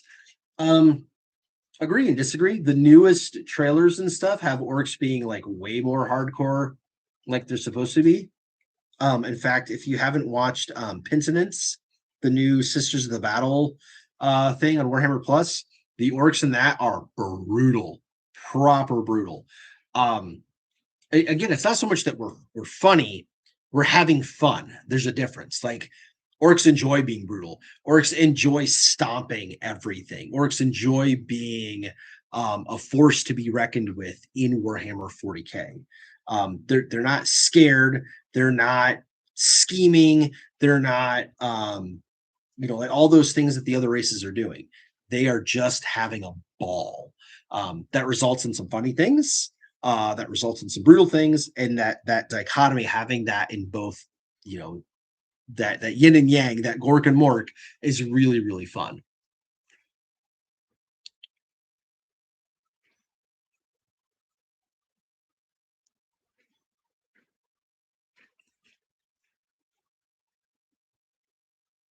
Mechboy Workshop refresh. That is not actually. That's a good question. Hold on, everybody. Hold on one. J Hugh asks Mechboy Workshop refresh. So we've been this whole stream, we've been trying to figure out what this is. And he said Mechboy Workshop. I don't think that's the Mechboy Workshop boss poll, but I have it. So let's look at it.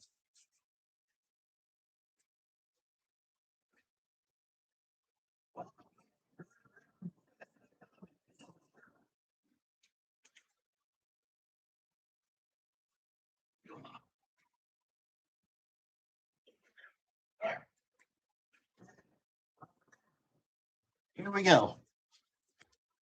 Y'all back from dreadonesgofaster.com. You already checked out. You got your red squig hat. All right, good. So here is the boss poll from the workshop. Get the lighting on this. It's getting terrible. Oh, hold on.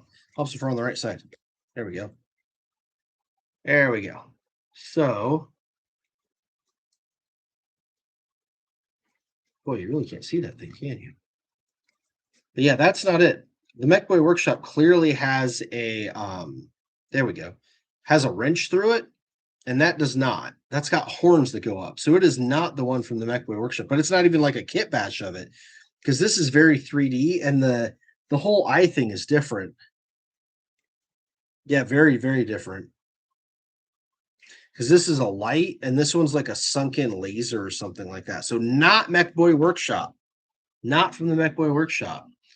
Good idea though. But yeah, I don't know. I hope they don't refresh this model. This model is so stinking good. This is the best orc model I've ever seen. I hate that it discontinued. This thing sells for a stupid amount of money for a reason, because it is so detailed and so good. I really hope that they just re-release this for people to buy, because the Mechboy Workshop is one of the all-time greats. No bones about it. All right, let's see what else we got here.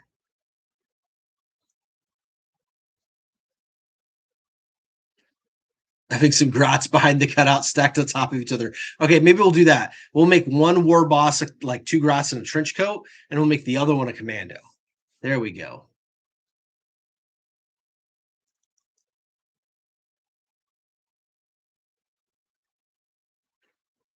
Please tell me WASDoc is coming out. Named characters. Named characters are coming. Named characters are definitely coming. I would be shocked if they don't re-release Captain Badrock as a new character. I would be shocked if we don't get at least one named character with 11th edition. I could totally see Wazdaka coming in. Yeah. Oh, remove equalizers got a good question again. Was Warhammer Plus worth it? I hate subscriptions, but plastic crack. Okay. I've done a number of videos on this. Full disclosure, I have been a annual member of Warhammer Plus since the day it was announced, and I have not missed any. I have been paid to be a Warhammer Plus subscriber this entire time. And how that works is every year they give you a voucher. The first year it was huge. It was like 30 bucks. It's been 10 bucks ever since. But they give you a voucher to use in the web store. Okay, so there's one way. The second way you save money is there is a premium model that is only available to Warhammer Plus subscribers every year. You get one for free, and the other one you could buy because there's always one for 40K and one for AOS. So every single year when I get my free model, I buy the second model because you get free shipping for it. All right. And then I sell whichever one I don't like. And there's been a couple of years that I've sold both because they just haven't done it for me. And every time I make more money than my actual subscription cost. So I've spreadsheet this. I mean, it's not much. I'm probably ahead by like 35 bucks total at this point after it's going to be 5 years this August. It's not huge, but literally you can get the models and sell at least one of them. Like if you're not an AOS guy, if you don't care about Cities of Sigmar or Vampire Overlords or whatever, sell the Age of Sigmar guy and make most of, if not all of your money back for your subscription. And in the meantime, you have full access to their vault. You're reading all of their old rules and white dwarves and things like that. You've got access to all the animations. Their painting tutorials are excellent. The thing I really like about their painting tutorials is that they've left all the old ones up there. So you can go still watch Louise Sugden and Peachy and all those people doing their great, amazing work. So yeah, I mean, there's like a ton of content to just have on in the background while you're painting. It's really, really cool. So yeah, I think Warhammer Plus is worth it from my own point of view. You also get they send random emails all the time with like discount codes for the Warhammer merch store, or here's a bunch of free stuff for the Tacticus mobile game, or whatever. And I've used most of that and had a lot of fun with it. Last Behemoth wants to know, do I think GW will have any competition with the new StarCraft tabletop? That is an excellent question. I was around when StarCraft first came out. I remember when it was originally going to be 40K. I remember the lawsuit. I remember StarCraft coming out anyway as StarCraft, playing way too much of it, loving the heck out of it. I love the idea of a new StarCraft game. I've seen the models and they are not impressive. As a model guy first, this is what I'm in this hobby for, is plastic crack. That's why I'm not big into 3D printing. That's why I'm not huge into other parts of the hobby. I like models. I like getting plastic. I like kit bashing. I like building. This is my happy time. So you got to have good models to get me in. And the models for StarCraft are not there. They look very amateur, very soft rounded corners, big gaps, mono builds, kind of toy like features. They're just not there. They are not there for me. I suspect it will do well. If the gameplay is great, I suspect it'll do even better. But I do not anticipate their model sales really going through the roof. They need to do a huge step up. And I don't say that to be a Games Workshop stand. I do scale models. I've got 2 shelves right here full of airplanes, cars, and tanks. And I built Tamiya and Fujimi and Aoshima and all that kind of stuff. Good models are good models, bad models are bad models. And that's one thing that's kept me from really doing any other tabletop board game is the models have all been kind of lackluster. And being in it for the models means the models have to be A1 to get me to come over. It's like Infinity, right? The Infinity rule set looks amazing.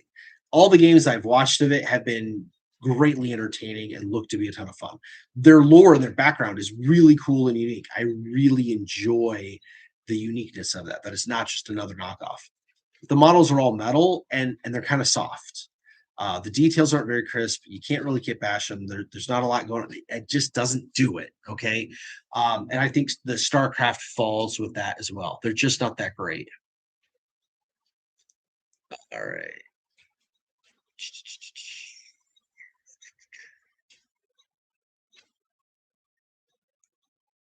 All right, let's see. Fortress 2.0.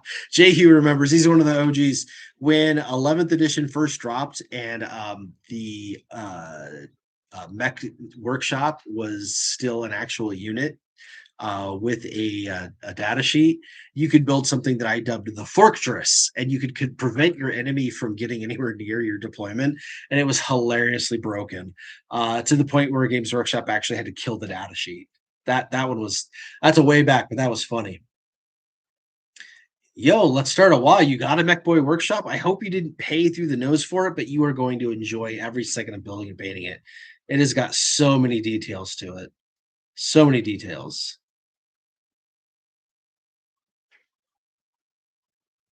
Then Dak wants to know what prizes will be offered in my New Year New Army entry. I am giving away at least one launch box. I say at least one because I don't know how many I'm actually be able to get my hands on because I'm going to be ordering from Games Workshop Direct and through my friendly local game stores. I'm obviously going to keep one for myself and then, try to get one for other people. But if I can get more than one, I'm going to give away more than one. If I can't get more than one, or just I don't know, it doesn't matter how many I give away. I'm also going to be giving away merch from the merch store. So it'll be a like a digital coupon you can use to order whatever you want from the merch store. Because again, it's all made to order. So we got sizes all the way up to 4XL in some of the cuts. We got ladies cuts, we got kids sizes, all that great stuff. You'll be able to order whatever you want: hats, shirts, hoodies, water bottles, all that fun jazz. But yeah, you'll get a voucher to use in the web store. So there'll be a ton of prizes for the contest. And again, it's totally free to enter. You don't have to buy anything. You don't have to. You literally just you take a picture of your stuff and you go, "Hey, here's my goal." And then in a few months, you take another picture and go, "Hey, here's what I did." That's all you got to do to enter. Super duper easy.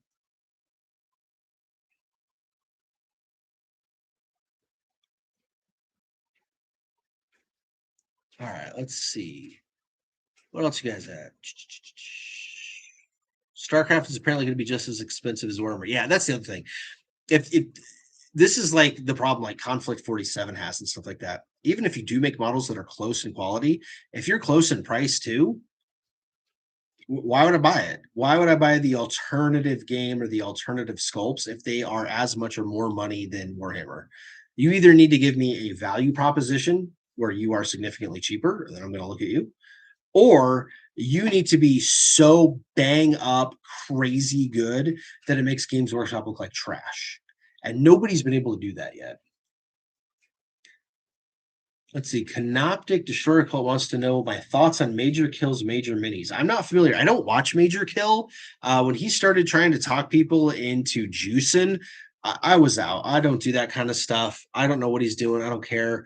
Um, yeah, just coming from him, I'm not going to get it because I'm not. I don't condone that kind of thing.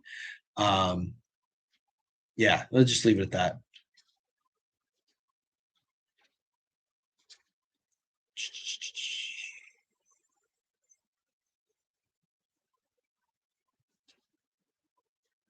Calvin says almost 11 here. My Grot will be up at 4. Great night, everyone. Yeah, I've been streaming for over 2 hours, working on 2.5 now.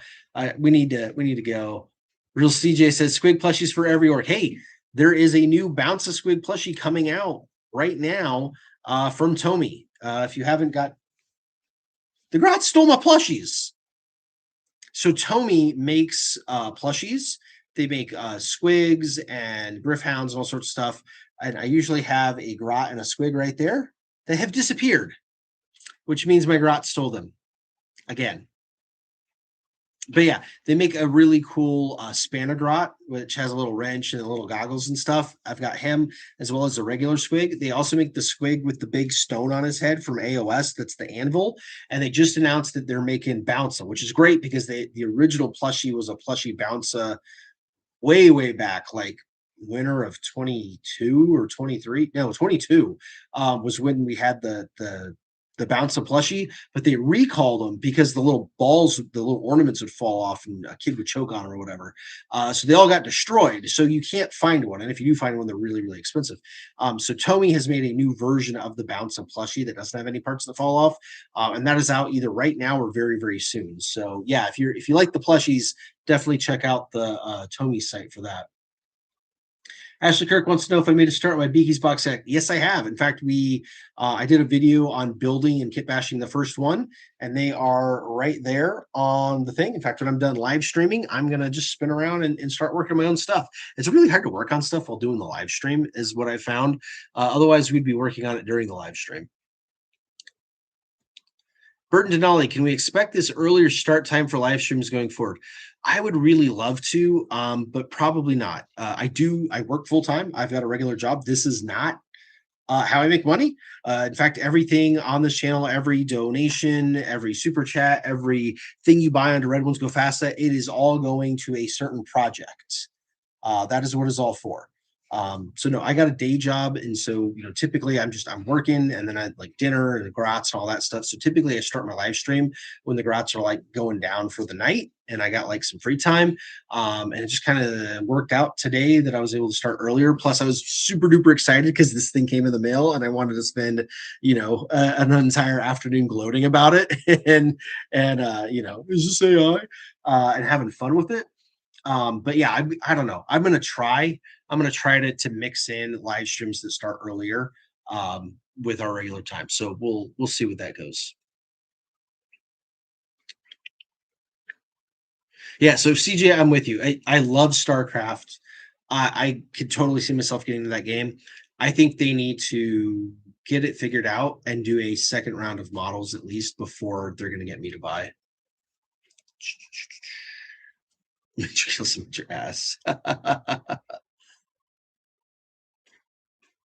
Yeah. See, BattleTech is like that too. So way back in the day, BattleTech metal minis, I bought into those before I even bought, Warhammer Fantasy Battles.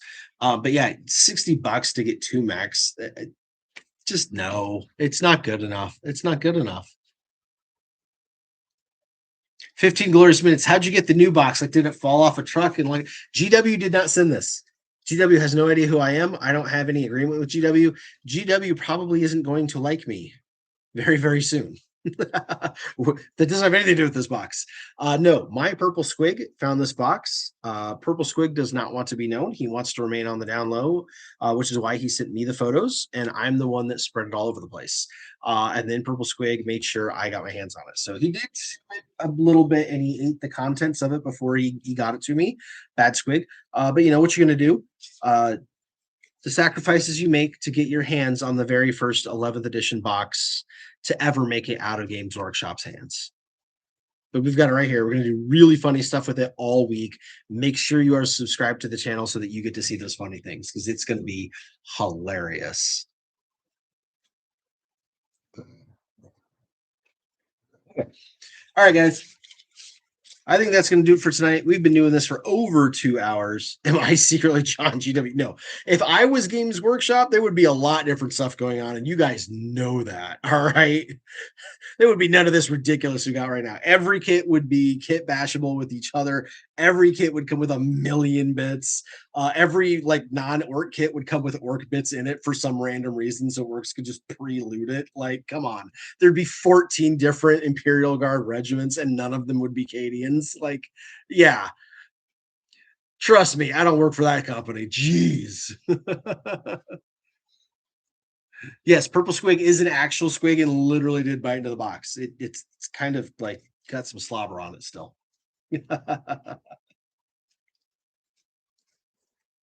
Imperial boxes are put in their cycling folded, and nice orc boxes are torn open violently. I like it. I like it. Yeah, don't throw out your boxes. Display them. They make cool displays. Or at least the cool boxes. All right, guys, that's going to do it for this one. We had an excellent stream tonight, a ton of fun. Extra special thanks to everybody that left a comment, everybody that hit the like button, and especially everybody that did the super chat. You guys helped blow this up in the algorithm and get it out to more people so we can get more people to join the WA on the coolest 40K channel on all of YouTube, where we give you all of the kit bashing and all of the money saving tips and have all of the fun. That's what we are here for. Kid Hammer, narrative games, beer and pretzels, kit bashing, saving money, having fun. That's what we're all about. You get to make it happen, as well as some special projects coming very, very soon.